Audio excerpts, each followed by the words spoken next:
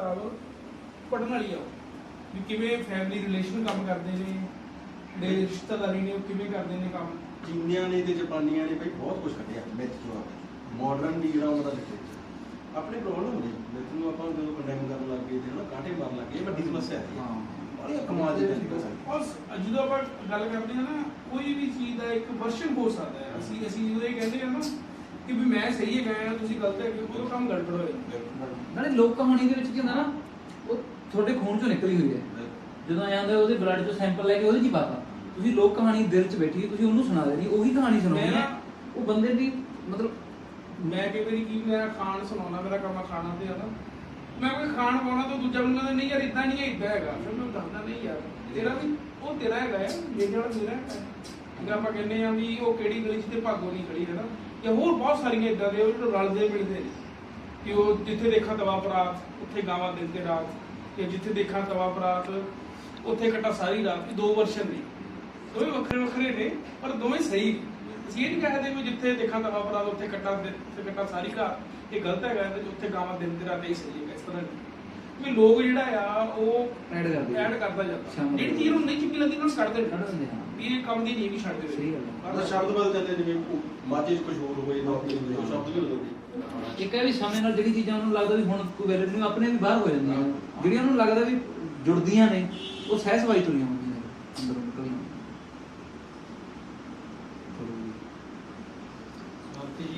ਜਿਵੇਂ ਚੂਬਲਾ ਗੰਨੇ ਤੇ ਚੂਬਲਾ ਪੋਨੇ ਹੋ ਜਾਂਦਾ ਕਿਉਂ ਅਸੀਂ ਚੁਗਲਾ ਬੋਲਦੇ ਦੇਖਣਾ ਚੁਗਲਾ ਕਰਨਾ ਬੜੇ ਸੁਣਾਇਆ ਉਹਦੇ ਨਾਲ ਦੀ ਇੱਕ ਹੋਰ ਮਿਲ ਗਈ ਕਹਾਣੀ ਇੱਕ ਬਰਫੀ ਹਾਂ ਉਹ ਵੀ ਸੀ ਕਿ ਬਰਫੀ ਖਾਂਦਾ ਸੀ ਸੀਗੇ ਬਾਰੀਏ ਵੀ ਬਰਫੀ ਨਹੀਂ ਉਹ ਆਂਦੇ ਵੀ ਬਰਫੀ ਤਿੰਨ ਟਿੱਕੀਆਂ ਆਉਣਗੀਆਂ ਉਹਦਾ ਵੀ ਨਹੀਂ ਯਾਰ ਹੁਣ ਮਸਲਾ ਇਹ ਆ ਬਈ ਇਹ ਕਿੰਨੇ ਸੋਹਣੇ ਤਰੀਕੇ ਬਣ ਸਕਦੀ ਹੈ ਇਹ ਭੱਠੇ ਦੇ ਕੰਮ ਕਰਨ ਵਾਲੇ ਮੁੰਡੇ ਉਹਨੂੰ 10 ਦੀ ਗਿਣਤੀ ਵੀ ਨਹੀਂ ਆਉਂਦੀ ਤਿੰਨ ਬੰਦੇ ਆ ਉਹ 10 ਦੀ ਗਿਣਤੀ ਤਾਂ ਆਉਂਦੀ ਨਹੀਂ ਉਹ ਕਹਿੰਦਾ ਕਿੰਨੀ ਲਿਆਵਾਂਗੇ ਬਰਫੀ 10 ਪੀਸ ਲੈ ਆਵਾਂਗੇ 10 ਹੋਰ ਟੁਕੜੇ ਹੋਣਗੇ ਕਹਿੰਦਾ ਫਿਰ ਵੰਡ ਲਈਏ ਕਿਵੇਂ ਉਹਨਾਂ ਨੇ ਉਹ ਵੱਟ ਲਏ ਉਹ ਮਿੱਟੀ ਦੇ ਅੱਛਾ 10 ਵੱਟ ਲਏ 10 ਵੱਟ ਲਏ ਤਿੰਨ ਰੱਖ ਲਏ ਉਹ ਚੌਥਾ ਪਾਸੇ ਰਹਿ ਗਿਆ ਉਹ ਕਹਿੰਦਾ ਵੀ ਇਹ ਮੈਂ ਖਾ ਲੈਣਾ ਉਹਨੇ ਚੱਕ ਕੇ ਖਾ ਲਿਆ ਦੂਜੇ ਨੂੰ ਕੁੱਟਿਆ ਕੁੱਟਿਆ ਉਹ ਕਹਿੰਦਾ ਕੁੱਟ ਕੇ ਦਿੱਤਾ ਕਹਿੰਦਾ ਸਾਡਾ 10ਵਾਂ ਪੀਸ ਖਾ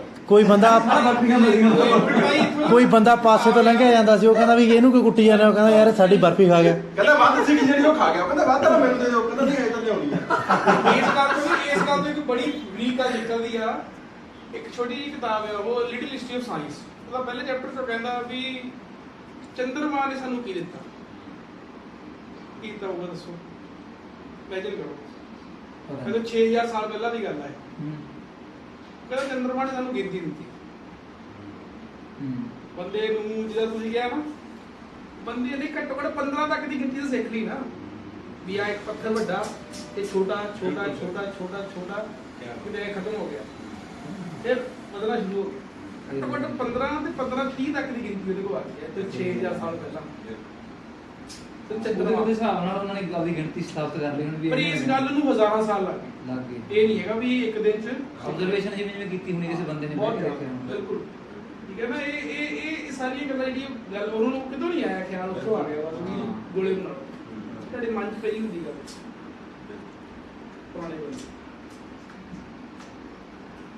ਚੁੱਪ ਕਿਉਂ ਆ ਤੂੰ ਕਿ 12 ਸਿੰਘਾਂ ਤੇ ਕਿਹਾ ਮੋਰ 12 ਸਿੰਘਾਂ ਪਾਣੀ ਪਈ ਜਾਵੇ ਤੇ ਕਦਾ ਸੁਣਾਈ ਚਲੋ ਉਹ ਕੰਮ ਹੈ ਸ਼ਾਦ ਵੀ ਹਲੇ ਇੱਕ ਕੰਮ ਇਹ ਹੋ ਸਕਦਾ ਆ ਕਿ ਹਲੇ ਕੁਝ ਸਾਲ 6 ਮਹੀਨੇ ਚੱਲੇ ਫਿਰ ਕਿਤੇ ਰਾਤ ਪੂਰੀ ਫੰਕਸ਼ਨ ਹੋਵੇ ਕਹਾਣੀ ਇਹ ਹੋਵੇ ਪਤਾ ਕੀ ਹੈ ਫਿਰ ਮੈਨੂੰ ਇਹ ਲੱਗਦਾ ਵੀ ਅਸੀਂ ਵੀ ਜਦੋਂ ਪੜ੍ਹ ਰਹੇ ਸੀ ਨਾ ਕੱਲ ਇੱਕ ਕਹਾਣੀ ਪੜ੍ਹੀ ਮੈਂ ਯਾਰ ਇਹ ਨਾ ਆਪਾਂ ਕਰਦੇ ਜੀ ਸਹਿਜ ਕਰਦੇ ਜੋ ਫਿਰ ਆਪਾਂ ਕੀ ਕਰੀਏ ਇੱਕ ਪ੍ਰੋਗਰਾਮ ਰੱਖੀ ਕਥਾ ਕਹਾਣੀ ਹੋਣੀ ਬਸ ਜਿਹੜੇ ਬੰਦੇ ਨੇ ਸੁਣਨਾ ਫਿਰ ਕੀ ਹੋਵੇ ਫਿਰ ਤਾਂ ਸਟੇਜ ਦੀ ਲਾ ਲਵੇ ਮਜਮਾ ਕਥਾ ਕਹਾਣੀ ਲਾ ਕੇ ਸਟੇਜ ਦੇ ਆਲੇ ਦੁਆਲੇ ਵੀ ਬੰਦੇ ਬਿਠਾੜੇ ਸਟੇਜ ਦੇ ਉੱਪਰ ਵੀ ਤੇ ਥੱਲੇ ਜਿਹੜੀ ਕਹਾਣੀ ਖਤਮ ਹੋਵੇ ਜਿਹੜੇ ਬੰਦੇ ਨੇ ਸੁਣਾਉਣੀ ਆ ਕੇ ਆਪਣੀ ਕਹਾਣੀ ਤਾਂ ਵੈਸੇ ਵੀ ਤੁਸੀਂ ਦੇਖੋਗੇ ਆਪਾਂ ਤਿੰਨ ਜਣੇ ਗੱਲ ਕਰ ਰਹੇ ਆ ਤਿੰਨਾਂ ਦੀ ਸੇਮ ਹੀ ਕਹਾਣੀ ਚੱਲ ਰਹੀ ਹਾਂ ਤਕਰੀਬਨ ਕਬੀਲਿਆਂ ਤੇ ਕਬੀਲਿਆਂ ਚੱਲ ਵੀ ਉਹਦੇ ਚ ਇਹ ਹੋਵੇ ਨਾ ਦੋ ਤਿੰਨ ਜਣੇ ਮਿਲ ਕੇ ਵੀ ਸੁਣਾ ਸਕਦੇ ਇਹ ਬਹੁਤ ਸੋਹਣਾ ਕਿਤੇ ਨਾ ਕਿਤੇ ਇੱਕ ਬੰਦੇ ਨੇ ਮਿਸ ਕਰਤਾ ਜਦੋਂ ਬਾਈ ਤੁਸੀਂ 6 ਮਹੀਨੇ ਲਾਓਗੇ ਫਿਰ ਤਾਂ ਕਮਾਲ ਨਿਕਲੇਗੀ ਹਲੇ ਨੂੰ ਇੱਥੇ ਚੱਲਣਗੇ ਐਂ ਚੱਲਣਾ 6 ਮਹੀਨੇ ਬਾਅਦ ਇੱਕ ਬਦਲਮੀ ਮੈਂ ਸੁਣਾ ਬਦਲਮੀ ਮੈਂ ਸੁਣਾਉਣਾ ਲਿਆਓ ਉਹ ਇੱਕ ਕਹਾਣੀ ਆ ਬਾਈ ਮਚਲਾ ਜੱਟ ਅੱਛਾ ਆਪਣਾ ਪੜਾ ਦੇ ਮੈਂ ਤੈਨੂੰ ਆਪਾਂ ਫਿਰ ਕਰ ਦਾਂਗੇ ਇਹ ਮਤਲਬ ਇਹਨੇ ਕਿਹਾ ਸਮਾਪਤੀ ਆਪਾਂ ਕਰਾਂਗੇ ਗੁਰ ਇੱਕ ਵਾਰ ਦੀ ਗੱਲ ਹੈ ਕਿ ਇੱਕ ਜੱਟ ਫੌਜਦਾਰੀ ਦੇ ਮੁਕੱਦਮੇ ਵਿੱਚ ਫਸ ਗਿਆ ਜੱਟ ਚਾਹੁੰਦਾ ਸੀ ਕਿ ਉਹ ਕਿਵੇਂ ਨਾ ਕਿਵੇਂ ਬਰੀ ਹੋ ਜਾਵੇ ਜੱਟ ਦਾ ਵਕੀਲ ਵੀ ਬਹੁਤ ਹੁਸ਼ਿਆਰ ਸੀ ਉਸ ਨੂੰ ਫੁਰਨਾ ਪੁਰਿਆ ਕਿਉਂ ਨਾ ਜੱਟ ਨੂੰ ਪਾਗਲ ਸਿੱਧ ਕੀਤਾ ਜਾਵੇ। ਹੂੰ ਵਕੀਲ ਨੇ ਜੱਟ ਨੂੰ ਸਿਖਾਇਆ ਤੇ ਦੇ ਦਿੱਤਾ, ਸਿੱਖਿਆ ਦੇ ਦਿੱਤੀ, ਮਤਲਬ ਵੀ ਤੂੰ ਪਾਗਲ ਬਣ ਜਾਣਾ ਜੱਜ ਕੋਲ ਜਦੋਂ ਜੱਟ ਮਜਲਾ ਜਾਂ ਬਣ ਕੇ ਸਰਕਾਰੀ ਵਕੀਲ ਤੇ ਜੱਜ ਜਿਹੜੀ ਵੀ ਗੱਲ ਕਰੇ, ਮਤਲਬ ਜਦੋਂ ਵਕੀਲ ਉਹਨੂੰ ਪੁੱਛਿਆ ਕਰੇ, ਉਸ ਦਾ ਸਰਕਾਰੀ ਵਕੀਲ ਪੁੱਛਿਆ ਕਰੇ ਤੇ ਜੱਟ ਅੱਗੋਂ ਕਰਦਾ ਕਰੇ ਹੁਰਰ। ਮੁਕੱਦਮਾ ਅਦਾਲਤ ਸਾਹਮਣੇ ਪੇਸ਼ ਹੋਇਆ, ਜੱਜ ਨੇ ਮੁਲਜ਼ਮ ਤੋਂ ਉਸ ਦਾ ਨਾਮ ਪੁੱਛਿਆ, ਜੱਟ ਨੇ ਫਿਰ ਕਰਤਾ ਹੁਰਰ। ਸਰਕਾਰੀ ਵਕੀਲ ਤੇ ਜੱਜ ਜਿਹੜਾ ਵੀ ਪ੍ਰਸ਼ਨ ਜੱਟ ਤੇ ਕਰਨ, ਜੱਟ ਉਸ ਦਾ ਉੱਤਰ ਹੁਰਰ ਕਰਕੇ ਦੇਈ ਜਾਵੇ। ਅੱਛਾ ਜੱਜ ਨੇ ਜੱਟ ਨੂੰ ਪਾਗਲ ਸਮਝ ਕੇ ਬਰੀ ਕਰ ਦਿੱਤਾ। ਜੱਟ ਤੇ ਉਸ ਤੇ ਵਕੀਲ ਨੂੰ ਖੁਸ਼ੀਆਂ ਚੜ ਗਈਆਂ। ਵਕੀਲ ਨੂੰ ਆਪਣੀ ਫੀਸ ਤੋਂ ਬਿਨਾਂ ਹੋਰ ਇਨਾਮ ਮਿਲਣ ਦੀ ਆਸ ਸੀ। ਹਾਂ। ਵਕੀਲ ਨੇ ਜਦ ਜੱਟ ਪਾਸੋਂ ਆਪਣੀ ਫੀਸ ਮੰਗੀ ਤੇ ਅੱਗੋਂ ਮਜਰਾ ਜੱਟ ਨੇ ਉਹ ਉੱਤਰ ਦਿੱਤਾ। ਥੋੜੀ ਚਾਹ ਹੋ ਗਈ ਕਹਿੰਦਾ ਨਹੀਂ ਯਾਰ ਕਹਿੰਦਾ ਫਿਰ ਵੀ ਭਜਾਉਂਦੇ ਤਾਂ ਹੈਗੇ ਹੀ ਆ ਜਦ ਤੱਕ ਸਰੀਰ ਹੈ ਕਹਿੰਦਾ ਉਦੋਂ ਤੱਕ ਸਾ ਇਹ ਗੱਲ ਦੇਖੇ ਨਹੀਂ ਗੱਲ ਹੋਊਗੀ ਨਹੀਂ। ਮੈਨੂੰ ਕਹਿੰਦਾ ਕਿਤੇ ਹੋਰ ਚੱਲੀਏ, ਕਹਿੰਦਾ ਕਿੱਥੇ ਜਾਣਾ ਹੈ, ਕਹਿੰਦਾ ਇਸ ਕਬੀਲੇ ਨੇ ਆਪਾਂ ਨੂੰ ਜਿਹੜਾ ਹੈਗਾ ਸੀ ਵਾਰ ਨਹੀਂ ਕੀਤੀ ਵੀ ਭੱਜ ਨਹੀਂ ਸਕਦੇ ਆਪਾਂ, ਇਹਨਾਂ ਦੇ ਸਾਰੇ ਖੁਫੀਆ ਰਾਜ਼ ਜਾਣਦੇ ਵੀ ਕਿਵੇਂ ਲੜਾਈ ਲੜਦੇ ਆ, ਕਿਵੇਂ ਸਾਜ਼ਿਸ਼ ਕਰਦੇ ਆ। ਹੁਣ ਕਹਿੰਦਾ ਪਿੱਠ ਤੇ ਤੀਰ ਵੱਜੂਗਾ ਕਹਿੰਦਾ ਤੇ ਆਪਾਂ ਸੂਰਮਿਆਂ 'ਚ ਵੀ ਨਿਕਲ ਜਾਵਾਂਗੇ। ਕਹਿੰਦਾ ਵੀ ਪਹਿਰਾ ਲੱਗਿਆ ਕਿਤੇ ਨਹੀਂ ਜਾ ਸਕਦੇ। ਕਹਿੰਦਾ ਫਿਰ ਮੈਨੂੰ ਕਥਾ ਸੁਣਾ, ਕਹਿੰਦਾ ਯਾਰ ਮੈਂ ਦੁਨੀਆ ਦੀਆਂ ਸਾਰੀਆਂ ਕਥਾਵਾਂ ਸੁਣਾ ਦਿੰਦਾ, ਤੇਰਾ ਢਿੱਡ ਨਹੀਂ ਭਰਦਾ। ਕਹਿੰਦਾ ਯਾਰ ਮੇਰੀ ਜਿਗਿਆਸਾ ਹੀ ਇੰਨੀ ਹੈ, ਮੈਂ ਕਰਾਂ ਕੀ। ਕਹਿੰਦਾ ਮੈਨੂੰ ਭੁੱਖ ਲੱਗੀ ਹੈ, ਕਹਿੰਦਾ ਤੈਨੂੰ ਮੈਂ ਰੋਟੀ ਖਵਾ ਦੇਣਾ, ਤੈਨੂੰ ਕਥਾ ਦਾ ਮੇਰੇ ਕੋਲ ਨਹੀਂ, ਮੈਂ ਅੱਕ ਗਿਆ ਤੇਰੇ ਵੀ ਤੂੰ ਭਰਾਵਾ ਮੈਨੂੰ ਬਦਾਵਾ ਕਰਦਾ, ਤੂੰ ਉਧਰ ਮੰਗ ਜਾ ਤੇ ਮੈਂ ਇੱਧਰ ਮੰਗਣਾ। ਕਹਿੰਦਾ ਨਾ, ਕਹਿੰਦਾ ਆਪਾਂ ਜੋੜੇ ਪੈਦਾ ਹੋਏ ਇਕੱਠੇ ਹੀ ਮੰਗਦੇ ਉਹ ਸਾਰਾ ਇੱਕ ਤੀਰ ਨਾਲ ਮੰਗੀ ਤੇ ਜਾਂਦੇ ਨਹੀਂ ਕਹਿੰਦਾ ਕਿਤੇ। ਉਹ ਤੁਰੇ ਜਾਂਦੇ ਕਹਿੰਦਾ ਰੁਕ ਰੁਕ ਰੁਕ। ਕਹਿੰਦਾ ਯਾਰ ਕਹਿੰਦਾ ਉਹ ਦੇਖ ਸਾਹਮਣੇ ਕਹਿੰਦਾ ਤੈਨੂੰ ਕੁਛ ਤੇਰੇ ਦਿਮਾਗ 'ਚ ਗੱਲ ਆਉਂਦੀ ਹੈ, ਉਹ ਦੇਖ ਲਾ ਉਹਦੇ ਵਿੱਚੋਂ ਇੱਕ ਔਰਤ ਨਿਕਲਦੀ ਹੈ ਤੇ ਉਹਦਾ ਪੇਟ ਵਧਿਆ ਹੋਇਆ, ਉਹ ਗੀਤ ਗਾ ਰਹੀ ਹੈ ਤੇ ਤਦੀਆਂ ਰੁੱਖਾਂ ਨੂੰ ਲੈ ਕੇ ਪਿੱਛੇ ਕੌਣ ਹੈ? ਕਹਿੰਦਾ ਯਾਦ ਕਰ ਯਾਰ ਦੇਖਿਆ ਯਾਦ ਕਰਦੇ ਕਹਿੰਦਾ ਓਏ ਇਹ ਤਾਂ ਉਹੀ ਔਰਤ ਹੈ ਕਹਿੰਦਾ ਜਿਹਨੂੰ ਕਹਿੰਦਾ ਵੀ ਉੱਥੋਂ ਲੈ ਕੇ ਆ ਗਿਆ ਸੀ ਉਹ ਜੋਤਸ਼ੀ ਦੇ ਉੱਥੇ ਰਾਜ ਦੇ ਵਿੱਚ ਰਾਜਿਕਤਾ ਫੈਲ ਗਈ ਸੀ ਤੇ ਉੱਥੇ ਅਜੇ ਤੱਕ ਦੇਖੀ ਜਾਂਦੇ ਨੇ ਬਾਦਸ਼ਾਹ ਕੌਣ ਆਊਗਾ। ਉੱਥੇ ਅਜੇ ਵੀ ਮਤਲਬ 12 ਸਿੰਘੇ ਨੂਰ ਦੀ ਲੋਕ ਪੂਜਾ ਕਰੀ ਜਾਂਦੇ, ਮੂਰਤੀਆਂ ਬਣੀਆਂ ਹੋਈਆਂ ਨੇ ਤੇ ਉਹ ਕਹਿੰਦੇ ਸੀ ਵੀ ਇੱਕ ਵਾਰਸ ਆਊਗਾ ਤੇ ਐਂ ਕਰਕੇ ਹੋਊਗਾ। ਦੇਖਣਾ ਇਹ ਔਰਤਾਂ ਹੀ ਹੈ ਨਾ ਚੱਲ ਕਹਿੰਦਾ ਚੱਲਦੇ ਆਂ ਜਦੋਂ ਜਾਣ ਲੱਗਦੇ ਤੇ ਨਮਸਕਾਰ ਕਰਦੇ ਤੇ ਕਹਿੰਦੇ ਵੀ ਤੁਸੀਂ ਤੇ ਗੱਲਾਂ ਕਰਦੇ ਕਹਿੰਦੇ ਜੀ ਅਸੀਂ ਆ ਰਹੇ ਸੀ ਦੇਖਿਆ ਦੇਣ ਲੱਗੇ, ਸਾਨੂੰ ਪਿਆਸ ਲੱਗੀ ਹੋਈ ਸੀ ਤੇ ਉਹ ਪਾਣੀ ਪੀਣ ਲੱਗੇ, ਪਾਣੀ ਪੀਓ ਤੇ ਕਹਿੰਦੇ ਕੁਛ ਖਾਣਾ ਨਹੀਂ ਹੈ ਤੇ ਕਹਿੰਦੀ ਮੈਂ ਖਾਣਾ ਤਿਆਰ ਰੱਖਣ ਦੇ ਜਾ ਰਿਹਾ ਸੀ, ਮੇਰੇ ਕੋਲ ਫਲ ਪਏ ਹੋਏ ਤੋੜ ਕੇ ਪਾਇਆ ਤਾਂ ਤੇ ਉਹ ਫਲ ਕੋਲ ਖਾ ਕੇ ਬੈਠੇ ਰਹਿੰਦੇ ਆ ਤੇ ਉਹ ਫੇਰ ਕਹਿੰਦੇ ਵੀ ਤੁਸੀਂ ਕਹਿੰਦੇ ਵੀ ਉਹ ਕਹਿੰਦਾ ਵੀ ਅਸੀਂ ਉਹਨੂੰ ਉਹਦਾ ਵੀ ਕਹਿੰਦਾ ਤੂੰ ਗੱਲ ਕਰ ਰਿਹਾ ਤੂੰ ਗੱਲ ਕਰ, ਕਹਿੰਦਾ ਇਹਨਾਂ ਦੇ ਚੁੱਪ ਬੈਠੇ ਦਾ ਆਪਾਂ ਤੋਰ ਤੂੰ ਵੀ ਕਹਿੰਦਾ ਵੀ ਅਸੀਂ ਤੁਹਾਨੂੰ ਜਾਣਦੇ ਹਾਂ। ਕਹਿੰਦੇ ਅੱਛਾ, ਕਹਿੰਦਾ ਵੀ ਤੁਸੀਂ ਉੱਥੇ ਸੀ ਜੰਗਲ ਵਿੱਚ ਰਹਿੰਦੇ ਸੀ, ਤੁਹਾਨੂੰ ਯਾਦ ਹੈ ਵੀ ਐਂ ਕਰਦੇ ਕਹਿੰਦੇ ਅੱਛਾ ਅੱਛਾ ਤੁਸੀਂ ਹੋ ਗਏ ਨਹੀਂ, ਕਹਿੰਦੇ ਫਿਰ ਤਾਂ ਸਾਡੇ ਮਹਿਮਾਨ ਨੂੰ ਰੁਕੋ ਸੀ ਮੇਰੇ ਕੋਲ ਰੁਕੋ, ਕਹਿੰਦੀ ਤੁਸੀਂ ਜਾਣਾ ਨਹੀਂ ਹੈਗਾ ਤੇ ਉਹ ਆਪ ਨੂੰ ਦੇਖ ਰਹੇ ਕਹਿੰਦੇ ਪਰ ਤੁਸੀਂ ਤਾਂ ਖੁਸ਼ ਨਜ਼ਰ, ਕਹਿੰਦੇ ਕੀ ਗੱਲ ਹੋਊਗੀ ਵੀ ਅਸੀਂ ਤਾਂ ਸੁਣਿਆ ਵੀ ਜਦੋਂ ਔਰਤ ਜਦੋਂ ਹੈਗੀ ਹੈ ਵੀ ਬੱਚਾ ਪੈਦਾ ਕਰਦੀ ਹੈ ਤੇ ਉਹਦੇ ਚਿਹਰੇ ਦੁੱਗਣਾ ਚੌਗਣਾ ਨੂਰ ਹੁੰਦਾ ਉਹਦੀ ਜਿਹੜਾ ਆਭਾ ਮੰਡਲ ਦਾ ਚੌਗਣਾ ਹੁੰਦਾ ਤੇ ਆਲੇ ਦੁਆਲੇ ਪੂਰੀ ਕੁਦਰਤ ਉਹਦੇ ਜਿਹੜਾ ਹੈਗਾ ਸੀ ਉਹਦੇ ਆਲੇ ਦੁਆਲੇ ਘੁੰਮਦੀ ਆ ਉਹਦੀ ਰੱਖਿਆ ਪਤਾ ਵੀ ਪਰ ਤੂੰ ਤਾਂ ਇਹਨੂੰ ਮਾਯੂਸ ਹੈ, ਤੂੰ ਤਾਂ ਉਸ ਤੋਂ ਵੀ ਰੱਦ ਉਦਾਸ ਹੈ, ਕਦੀ ਕੁਛ ਨਹੀਂ ਹੋਇਆ ਬਸ ਉਹ ਫਿਰ ਟਾਲ ਦਿੰਦੀ ਹੈ ਤੇ ਫਿਰ ਇੱਧਰ ਤੁਸੀਂ ਗੱਲਾਂ ਕਰਦੇ ਤੇ ਉਹ ਕਹਿੰਦਾ ਵੀ ਦੇਖ ਅਸੀਂ ਰਾਜਦਾਰ ਹੈਗੇ ਉੱਥੇ ਤੱਕ ਤੁਸੀਂ ਜਾਣਦੇ ਤੂੰ ਵੀ ਜਾਣਦੇ ਵੀ ਉਹ ਤਾਂ ਸਾਨੂੰ ਜਾਣਦੀ ਵੀ ਅਸੀਂ ਕੋਈ ਇਹੋ ਜਿਹੇ ਬੰਦੇ ਤਾਂ ਹੈ ਨਹੀਂ ਵੀ ਸਾਨੂੰ ਗੱਲ ਦੱਸ ਕੀ ਹੈ।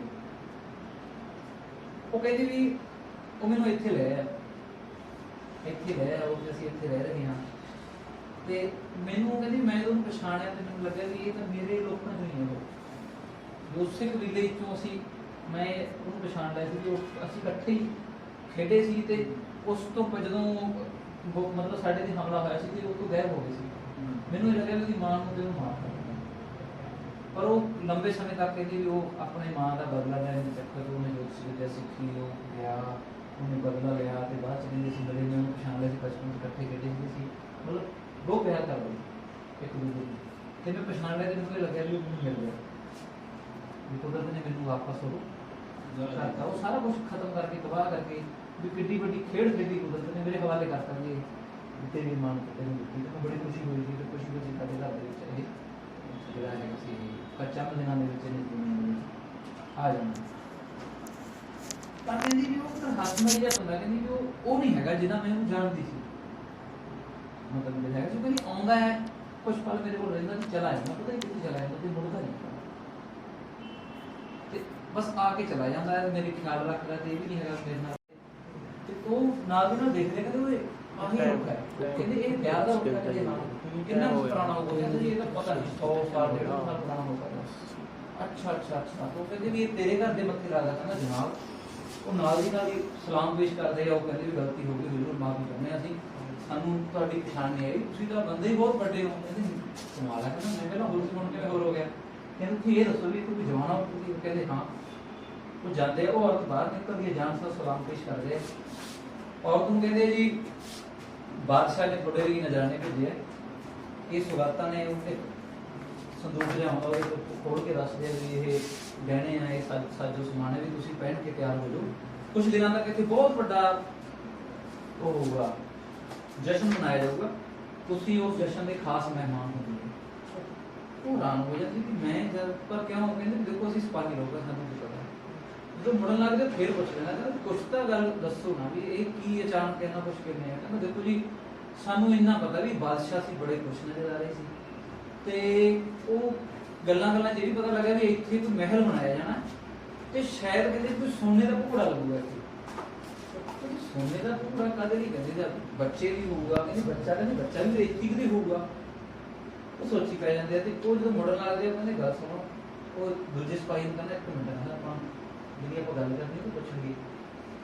ਉਹ ਪਾਸੇ ਲੈ ਜਾਂਦੇ, ਕਹਿੰਦਾ ਗੱਲ ਸੁਣੋ ਨਾ, ਤੈਨੂੰ ਉਹ ਰੁੱਖ ਦੇ ਉੱਪਰ ਕੀ ਨਜ਼ਰ ਆ ਰਿਹਾ? ਕਹਿੰਦਾ ਜੀ ਪੱਤੇ। ਮੈਨੂੰ ਤਾਂ ਸਾਨੂੰ ਵੀ ਨਜ਼ਰ ਆ ਰਿਹਾ, ਪੱਤਿਆਂ ਦੇ ਉੱਪਰ ਕੀ ਹੈ? ਕਹਿੰਦੇ ਪੱਤਿਆਂ ਦੇ ਉੱਪਰ ਕਰੂੰਬਲਾਂ ਨੇ। ਕਹਿੰਦਾ ਕਰੂੰਬਲਾਂ ਦੇ ਉੱਤੇ ਕਹਿੰਦਾ ਜੀ ਅਸਮਾਨ। ਕਹਿੰਦਾ ਅਸਮਾਨ ਥੋੜਾ ਜਿਹਾ ਥੱਲੇ, ਕਹਿੰਦਾ ਜੀ ਰੁੱਖ ਤੋਂ ਉੱਤੇ ਕਹਿੰਦਾ ਅਸਮਾਨ। ਕਹਿੰਦਾ ਜੀ ਇਹਦੇ ਵਿਚਾਲੇ ਕੀ ਹੈ? ਕਹਿੰਦੇ ਜੀ ਵਿਚਾਲੇ ਕੁਛ ਨਹੀਂ ਨਜ਼ਰ ਆ ਰਿਹਾ। ਜਦੋਂ ਇੰਨੀ ਗੱਲ ਕਰਦੇ ਭਾਲੇ ਤਾਂ ਨਹੀਂ, ਤੈਨੂੰ ਪਤਾ ਹੀ ਨਹੀਂ ਕੀ ਬਕਵਾਸ ਕਰ ਰਿਹਾ ਤੂੰ? ਕਹਿੰਦਾ ਜਨਾਬ ਤੁਸੀਂ ਦੱਸੋ। ਕਹਿੰਦਾ ਦੁਬਾਰਾ ਦੇਖ। ਕਹਿੰਦਾ ਜੀ ਮੈਨੂੰ ਕੁਛ ਨਜ਼ਰ ਨਹੀਂ ਆ ਰਿਹਾ। ਪਾਸੇ ਸਿਪਾਹੀ ਨੂੰ ਜਾਂਦਾ, ਕਹਿੰਦਾ ਗੱਲ ਤਾਂ ਯਾਰ ਨਜ਼ਰ ਤੈਨੂੰ ਕੁਛ ਨਹੀਂ ਆ ਰਿਹਾ। ਕਹਿੰਦਾ ਇੱਕ ਮਿੰਟ ਤਾੜੀ ਮਾਰਦੇ ਆ। ਉਹ ਕਬੀਲੇ ਦੇ 10-15 ਬੰਦਿਆਂ ਨੂੰ ਬੁਲਾਉਂਦੇ, ਉਹ ਬੰਦਿਆਂ ਨੂੰ ਕਹਿੰਦੇ ਵੀ ਉਹ ਦੱਸੋ ਕੀ ਉੱਥੇ? ਕਹਿੰਦੇ ਜਨਾਬ 12 ਸਿੰਘਾਂ ਮੋਰ ਕਹਿ ਕੇ ਚਲੇ ਜਾਂਦੇ। ਕਹਿੰਦਾ ਜੀ 12 ਸਿੰਘਾਂ ਮੋਰ, 12 ਸਿੰਘਾਂ ਕੇ ਮੋਰ? ਕਹਿੰਦਾ 12 ਸਿੰਘਾਂ ਮੋਰ। ਕਹਿੰਦਾ ਜਨਾਬ ਕੀ ਮਜ਼ਾਕ ਕਰ ਰਹੇ ਹੋ? ਕਹਿੰਦਾ ਪਹਿਲਾਂ ਹਰੇਕ ਨੂੰ ਮਜ਼ਾਕ ਕਰਦਾ ਕੋਈ ਨਹੀਂ। ਕਹਿੰਦਾ ਹੁਣ ਇਹ ਖਬਰ ਨਹੀਂ ਹੋਣੀ ਚਾਹੀਦੀ, ਬਾਦਸ਼ਾਹ ਕਿਸੇ ਖਾਸ ਭੇਸ 'ਚ ਆਉਣਗੇ ਤੇ ਬੜੇ ਮਤਲਬ ਗੁਪਤ ਉਹਦੇ 'ਚ ਦੌਰੇ ਤੇ ਆ ਰਹੇ ਨੇ। ਉਹ ਕਹਿ ਕੇ ਚਲੇ ਜਾਂਦੇ। ਉਹ ਸੋਚੀ ਪੈਂਦੇ ਬਾਦਸ਼ਾਹ ਗੁਪਤ ਦੌਰੇ ਤੇ ਆ ਰਿਹਾ ਹੈ, 12 ਸਿੰਘਾਂ ਮੋਰ ਕੀ ਹੈ? ਉਹ ਸੋਚਣ ਲੱਗ ਜਾਂਦਾ ਵੀ ਚੱਕਰ ਕੀ ਹੈ। ਉਹਦੇ ਦਿਮਾਗ 'ਚ ਗੱਲ ਆ ਜਾਂਦੀ, ਕਹਿੰਦਾ ਉਹ ਹੋਊਗਾ ਮਤਲਬ ਮੇਰੇ ਤੇ ਗੱਜ ਡਿੱਗਣਾ ਸੀ ਇਹ। ਤੇ ਕਹਿੰਦੀ ਕੀ ਗੱਲ ਹੋਈ? ਕਹਿੰਦਾ ਦਰਅਸਲ ਕਹਿੰਦਾ ਮੈਨੂੰ ਜਿੰਨੀ ਗੱਲ ਸਮਝ ਆਉਂਦੀ ਵੀ ਬਾਦਸ਼ਾਹ ਨੇ ਆਪਦੇ ਜਿਹੜੇ ਬਾਗੀ ਪੁੱਤਰ ਨੇ ਉਹ ਮਰਵਾਤੇ, ਆਪ ਹੱਥੀਂ ਕਤਲ ਕਰਵਾਏ। ਉਹਨਾਂ ਨੇ ਬਗਾਵਤ ਕਰਤੀ ਸੀ ਰਾਜ ਭਾਗ ਕੇ ਚੱਕਰ। ਤੇ ਬਾਦਸ਼ਾਹ ਬਹੁਤ ਜ਼ਿਆਦਾ ਮਤਲਬ ਰਾਜ ਨੂੰ ਲੈ ਕੇ ਉਹ ਹੈ ਵੀ ਜਦ ਤੱਕ ਮੈਂ ਹੈਗਾ ਮੇਰੇ ਆਖਰੀ ਸਾਹ ਤੱਕ ਮੈਂ ਹੀ ਬਾਦਸ਼ਾਹ ਬਣੂੰਗਾ, ਮੇਰੀ ਔਲਾਦ ਸੋਚ ਨਹੀਂ ਸਕਦੀ। ਉਹ ਕਹਿੰਦਾ ਵੀ ਹੋ ਸਕਦਾ ਉਹਨੂੰ ਇਹ ਸੂਹ ਮਿਲ ਗਈ ਹੋਵੇ ਵੀ ਤੂੰ ਬਾਗੀ ਕਬੀਲੇ ਦੀ ਔਰਤ ਹੈ ਤੇ ਬਹਾਦਰ ਕਬੀਲੇ ਦੀ ਔਰਤ ਹੈ, ਹੋ ਸਕਦਾ ਤੇਰੀ ਕੁੱਖ ਚੋਂ ਆਪਣਾ ਬੱਚਾ ਪੈਦਾ ਕਰੇ। ਕਹਿੰਦੀ ਇਹ ਤਾਂ ਹੋ ਹੀ ਨਹੀਂ ਸਕਦੀ। ਕਹਿੰਦੀ ਮੈਂ ਮਤਲਬ ਅਸੀਂ ਤਾਂ ਆਪਣਾ ਕਬੀਲਾ ਹਵਾਲੇ ਨਹੀਂ ਕੀਤਾ ਵੀ ਮੈਂ ਮਰਦੀ ਮਰ ਜਾਊਂ, ਪਰ ਆਪਣੇ ਆਪ ਬਾਦਸ਼ਾਹ ਦੇ ਹਵਾਲੇ ਨਹੀਂ ਕਰਦੀ। ਉਹ ਕਹਿੰਦਾ ਪੈਸੇ ਔਰਤਾਂ ਤੋਂ ਵੀ ਅਸੀਂ ਤਾਂ ਘੱਗਰੀਆਂ ਬੰਨ ਕੇ ਨੱਚਦੇ ਹਾਂ ਵੀ ਸਾਡੀ ਸਾਨੂੰ ਉਹ ਆਪਣੀ ਝੂਠ ਵੀ ਦੇ ਦਿੰਦੇ ਸਾਡੇ ਲਈ ਬੜੇ ਅਸੀਂ ਆਪਣੇ ਆਪ ਨੂੰ ਸੁਭਾਗੇ ਸਮਝਦੇ ਹਾਂ, ਤੇ ਤੂੰ ਮਤਲਬ ਇਹ ਗੱਲ ਸੋਚ ਰਹੀ ਆ। ਤੇ ਉਹ ਕਹਿੰਦਾ ਵੀ ਤੂੰ ਐਂ ਕਰੀ ਵੀ ਜੇ ਇਹ ਗੱਲ ਹੋਈ ਮੈਨੂੰ 10 ਬਣਾ ਕੇ ਰੱਖ ਲਈ, ਮੈਂ ਤੇਰੀ ਸ਼ਕਲ ਹੀ ਦੇਖਦਾ ਰਹੂੰਗਾ ਵੀ ਮੈਂ ਉਮਰ ਭਰ ਇੱਕ ਲਈ 3 ਨਹੀਂ ਦੱਸਦਾ ਰਿਹਾ। ਉਹ ਕਹਿੰਦੀ ਮੇਰਾ ਆਪਾਂ ਤੁਹਾਨੂੰ ਭੱਜ ਚੱਲਦੇ ਹਾਂ। ਉਹ ਕਹਿੰਦਾ ਬਾਦਸ਼ਾਹ ਨੂੰ ਭੱਜਣਾ। ਉਹ ਕਹਿੰਦੀ ਬੜਾ ਬੁਝਦਿਲ ਹੈ ਤੂੰ। ਤੇ ਉਹ ਇੰਨੀ ਕੁ ਮਤਲਬ ਇਹਨਾਂ 'ਚ ਬਹਿਸ ਹੁੰਦੀ ਹੈ ਤੇ ਉਹ ਦਰਮਿਆਨ ਉਹ ਵੱਜਦਾ ਉਹ ਨਗਾੜਾ ਵੱਜਦਾ ਤੇ ਬਾਦਸ਼ਾਹ ਦੀ ਆਮਦ ਦਾ ਐਲਾਨ ਹੋ ਜਾਂਦਾ। ਤੇ ਉਹ ਫਿਰ ਉਧਰ ਗਾਉਂਦੇ ਆ ਰਹੇ ਵਿਛਾਈ ਘਟਾਕਰ ਮੋਰ ਹੈ, 12 ਸਿੰਘਾਂ ਮੋਰ ਹੈ, ਦੇਵਲੋਕ ਤੋਂ ਆਇਆ ਹੈ, ਸੁਰਗਲੋਕ ਦਾ ਜਾਇਆ ਹੈ, ਮੋਰ ਦੇ ਨੈਣੀ ਮਸਤੀ ਹੈ, ਮਸਤੀ ਵਿੱਚ ਮਸਤੀ ਹੈ, ਉਹਦੇ ਸਿਰ ਤੇ ਕਲਗੀ ਸੌਂਦੀ ਹੈ, ਕਾਲੇ ਬੱਦਲਾਂ ਨੂੰ ਛੂੰਹਦੀ ਹੈ, ਉਹਦੇ ਸਿੰਘਾਂ ਵਿੱਚ ਰਹੱਸ ਕੋਈ ਭੇਦ ਨਾ ਸਕਦਾ ਦੱਸ ਕੋਈ, ਉਹ ਤੁਰਦਾ ਅਗੰਮੀ ਤੋਰ ਹੈ, ਉਹਦੇ ਮੱਥੇ ਵਿੱਚ ਲਿਸ਼ਕੋਰ ਹੈ, ਇੱਕ 12 ਸਿੰਘਾਂ ਮੋਰ ਹੈ। ਉਹ ਐਂ ਕਰਕੇ ਗਾਉਂਦੇ ਆ ਘੁੰਮ ਕੇ। ਤੇ ਉਹ ਕੀ ਕਰਦਾ ਹੈ ਬਾਦਸ਼ਾਹ ਨੇ ਵੱਖਰੇ ਤਰ੍ਹਾਂ ਦੇ ਕੱਪੜੇ ਪਾਏ ਤੇ ਉਹਦੇ ਨਾਲ ਇੱਕ ਤਿਲਕ ਲਗਾ ਹੋਇਆ ਇੱਕ ਬੰਦਾ ਹੋ ਗਿਆ ਤੇ ਉਹ ਆਉਂਦੇ ਆ ਤੇ ਨਚਾਰ ਜਦੋਂ ਇਹ ਵੀ ਉਹਦੇ ਜਿਹੜਾ ਨਚਾਰ ਹੈਗਾ ਉੱਥੇ ਹੀ ਧਰਤੀ ਤੇ ਡਿੱਗ ਜਾਂਦਾ, ਕਹਿੰਦਾ ਵੀ ਮੇਰੇ ਧੰਨ ਭਾਗ ਕਿਸ ਗਰੀਬ ਖਾਨੇ ਦੇ ਵਿੱਚ ਤੁਸੀਂ ਆਏ। ਬਾਦਸ਼ਾਹ ਮੋਹਰਾਂ ਸੁੱਟਦਾ, ਉਹ ਆਦਮੀ ਚੁੱਕ ਕੇ ਚਲੇ ਜਾਂਦੇ ਤੇ ਉਹ ਕਹਿੰਦਾ ਕਿ ਇਹ ਗਰੀਬ ਖਾਨਾ ਨਹੀਂ ਰਹੂਗਾ, ਛੋਟੇ ਕਹਿੰਦਾ ਭਾਗ ਜਾ ਕੇ ਇੱਕ ਉਹ ਮਹਿਲ ਬਣੂਗਾ ਬਹੁਤ ਵੱਡਾ, ਤੇ ਉਹਦੇ ਆਲੇ ਦੁਆਲੇ ਦਾਸੀਆਂ ਹੋਣਗੀਆਂ, ਮਤਲਬ ਨੌਕਰ ਚਾਕਰ ਇੱਧਰ ਕਲੇਲਾਂ ਐ ਕਰਕੇ ਤੇ ਗੱਲਾਂ ਮਤਲਬ ਹੈਰਾਨ ਹੋ ਜਾਂਦਾ ਤੇ ਪਾਸੇ ਹੋ ਕੇ ਖੜ ਜਾਂਦਾ।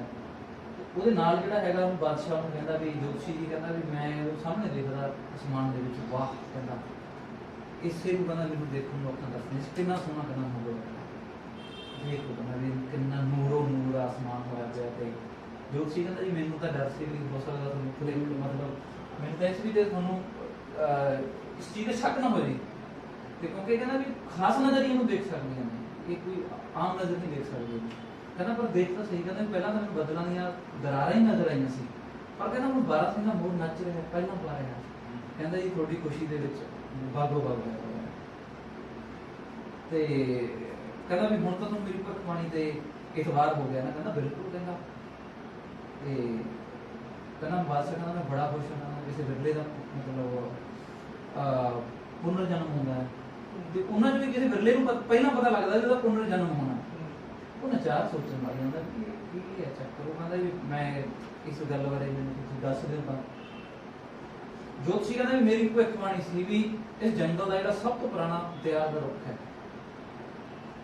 ਉਸ ਰੁੱਖ ਦੇ ਉੱਪਰ 12 ਸਿੰਘਾਂ ਮੋਰ ਪ੍ਰਗਟ ਹੋ ਗਏ। ਉਹਦੇ ਸਾਹਮਣੇ ਜਿਹੜੇ ਘਰ ਨੂੰ ਮੱਥੇ ਲੱਗਦਾ ਉਸ ਘਰ ਦੀ ਔਰਤ ਦੇ ਵਿੱਚੋਂ ਬਾਦਸ਼ਾਹ ਦਾ ਪੁਨਰ ਜਨਮ ਹੋ ਗਿਆ। ਉਹ ਕਹਿੰਦਾ ਘਰ ਦੀ ਕੁੱਲ ਚੋਂ ਤੇ ਔਰਤ ਦੀ ਕੁੱਖ ਚੋਂ। ਉਹ ਕਹਿੰਦਾ ਕੁੱਲ ਮਰਦ ਦੀ ਤੇ ਕੁੱਖ ਔਰਤ ਦੀ ਹੈ ਵੀ ਤੈਅ ਹੈ। ਤਾਂ ਕਹਿੰਦੇ ਮੇਰਾ ਮਤਲਬ ਮੇਰੇ ਘਰ ਚ ਕਹਿੰਦਾ ਹਾਂ ਬਾਦਸ਼ਾਹ ਸਲਾਮ ਨੱਚਦਾ ਉਹ ਕਮਲਾ ਹੋ ਜਾਂਦਾ ਤੇ ਲੋਕ ਖੁਸ਼ ਹੋ ਪੈਰ ਤੋਂ ਟੁੱਟੀ ਵੀ ਕਿੱਡੀ ਵੱਡੀ ਖਬਰ ਆਈ ਹੈ ਤਾਂ ਕਮਾਲ ਹੀ ਹੋ ਗਈ ਇਹਨੇ ਕਰਕੇ ਉਹ ਦੇਖਦੀ ਉੱਪਰ ਕਹਿੰਦੀ ਕੋਈ ਬਰਫ਼ ਨਹੀਂ ਹੋ ਭੜਕ ਜਾਂਦਾ ਬਾਦਸ਼ਾਹ। ਕਹਿੰਦਾ ਫਿਰ ਤਾੜੀ ਵੱਜਦੀ ਹੈ, ਉਹ ਫਿਰ ਗੁਲਾਮ ਜੀ ਆਉਂਦੇ 10-12 ਉਹ ਹੱਥ ਕਰਦਾ, ਉਹ ਫਿਰ ਕਹਿੰਦੇ ਜਨਾਬ 12 ਸਿੰਘਾਂ ਮੋਰ ਤੇ ਚਲੇ ਜਾਂਦੇ ਆ। ਤੇ ਔਰਤ ਦੀ ਕੁਝ ਹੈ ਹੀ ਨਹੀਂ, ਉਹ ਸਿਪਾਹੀਆਂ ਨੂੰ ਬੁਲਾਉਂਦਾ, ਸਿਪਾਹੀਆਂ ਨੂੰ ਕਹਿੰਦਾ ਵੀ ਦੱਸੋ। ਕਹਿੰਦਾ ਜਨਾਬ ਜਿਹਨੂੰ 12 ਸਿੰਘਾਂ ਮੋਰ ਨਜ਼ਰ ਆ ਰਿਹਾ ਮੰਨਣਾ ਹੀ ਹੋਊਗਾ ਕਿ ਕਿੱਡਾ ਸੋਹਣਾ ਮੋੜ ਹੈ ਕਰਕੇ ਵੀ ਮੇਰੇ ਅੰਦਰ ਤਾਂ ਨੂਰ ਛਿੜ ਜਾਂਦਾ, ਮੈਂ ਤਾਂ ਕੰਬਣ ਮੇਰੇ ਰੋਂਗਟੇ ਖੜੇ ਹੋ ਜਾਂਦੇ ਜਨਾਬ। ਉਹਨਾਂ ਨੂੰ ਦੋ ਮੋਹਰਾਂ ਦਿੰਦਾ। ਕਹਿੰਦਾ ਜਨਾਬ ਲੋਕ ਬਹੁਤ ਦਰਸ਼ਨ ਕਰਨ ਲਈ ਪਿੱਛੋਂ ਆ ਰਹੇ ਆ ਤੇ ਉਹਨਾਂ ਨੂੰ ਦੀਦਾਰ ਕਰਵਾ ਦਈਏ। ਕਹਿੰਦਾ ਕਰਾਓ। ਕਹਿੰਦਾ ਜੀ ਖਾਲੀ ਹੱਥ ਨਹੀਂ ਮੋੜ ਸਕਦੇ। ਉਹ ਕਹਿੰਦਾ ਫਿਰ ਉਹ ਗੋਟਰੀ ਸੋਨੇ ਦੀ ਮੋਹਰਾਂ ਦੇ ਦਿੰਦਾ। ਕਹਿੰਦਾ ਬਣ ਦੋ ਜਿਹੜਾ ਮੈਂ ਇੱਕ ਮੋਹਰ ਦੇ ਦਿਓ, ਜਿਹੜਾ ਇੱਕ ਵਾਰੀ ਕਹਿੰਦੇ 12 ਸਿੰਘਾਂ ਮੋਹਰ ਉਹਨੂੰ ਇੱਕ ਮੋਹਰ ਦੇ ਦਿਓ। ਕਹਿੰਦੇ ਠੀਕ। ਉਹ ਲੈ ਕੇ ਇੱਕ ਦੂਜੇ ਨਾਲ ਅੱਖ ਮਿਲਾਉਂਦੇ, ਲੈ ਕੇ ਮੋਹਰਾਂ ਭਰ ਦਿੰਦੇ ਆ ਗਏ ਜੀ। ਤੇ ਹੁਣ ਔਰਤ ਕਹਿੰਦੀ ਵੀ ਮੈਂ ਜਿਹੜੀ ਚੀਜ਼ ਮੇਰੀ ਨਜ਼ਰ ਦੇਖਦੀ ਮੈਂ ਤੇ ਸੋਚ ਸਕਦੀ ਵੀ ਇਹ ਸਾਜ਼ਿਸ਼ ਹੈ ਜਾਂ ਛਲਾਵਾ ਜਾਂ ਭਰਮ ਹੈ। ਉਹ ਨਚਾਰ ਕਹਿੰਦਾ ਤੇਰੀਆਂ ਅੱਖਾਂ ਫੁੱਟੀਆਂ ਹੋਈਆਂ ਨੇ, ਬਾਦਸ਼ਾਹ ਜੀ ਕਹਿ ਰਹੇ ਨੇ ਤਾਂ ਹੋਊਗਾ। ਬਾਦਸ਼ਾਹ ਕਹਿੰਦਾ ਹੋਊਗਾ ਤਾਂ ਹੈ। ਤੇ ਜੋਤਸ਼ੀ ਕਹਿੰਦਾ ਵੀ ਤੂੰ ਇਹ ਕਹਿਣਾ ਚਾਹੁੰਦੀ ਵੀ ਮੇਰੀ ਜਿਹੜੀ ਭਵਿੱਖਬਾਣੀ ਹੈ ਉਹ ਮਤਲਬ ਗਲਤ ਹੈ। ਕਹਿੰਦੀ ਪਤਾ ਨਹੀਂ, ਪਰ ਕਹਿੰਦੀ ਇਹ ਜੋ ਚੀਜ਼ ਮੈਂ ਨਜ਼ਰ ਦੇਖ ਨਹੀਂ ਪਾ ਰਹੀ ਤੇ ਹੋ ਹੀ ਨਹੀਂ ਸਕਦੀ। ਬਾਦਸ਼ਾਹ ਕਹਿੰਦਾ ਤੂੰ ਇਸ ਤਰ੍ਹਾਂ ਮੰਨ ਗਿਆ। ਕਹਿੰਦੀ ਐ ਕਿਉਂ ਮੰਨਣਾ ਮੈਂ ਤਲਵਾਰ ਕੱਢ ਲੈਣਾ। ਉਹ ਕਹਿੰਦਾ ਵੀ ਤੇਰਾ ਸਰਕਲ ਕਰ ਦੂੰਗਾ। ਤੇ ਉਹ ਕਹਿੰਦਾ ਜੋਤਸ਼ੀ ਕਹਿੰਦਾ ਜਨਾਬ ਤੁਸੀਂ ਕਹਿੰਦਾ ਥੋੜਾ ਕੰਮ ਰੱਖੋ। ਕਹਿੰਦਾ ਇਹ ਮੰਨਦੀ ਕਿਉਂ ਨਹੀਂ ਤੇਰੀ ਵੀ ਖੁਦਾ ਦੇ ਦਾ ਕ੍ਰਿਸ਼ਮਾ ਸਾਹਮਣੇ ਨਜ਼ਰ ਆ ਰਿਹਾ, ਉਹਦਾ ਮਤਲਬ ਇਹ ਵਿਧ ਬਣਨੀ ਆ ਮੇਰਾ ਪੁੱਤਰ ਨੇ ਉਹਨੇ ਮੰਨਣ ਕਿਉਂ ਨਹੀਂ ਤਿਆਰ ਕਿਉਂ ਨਹੀਂ।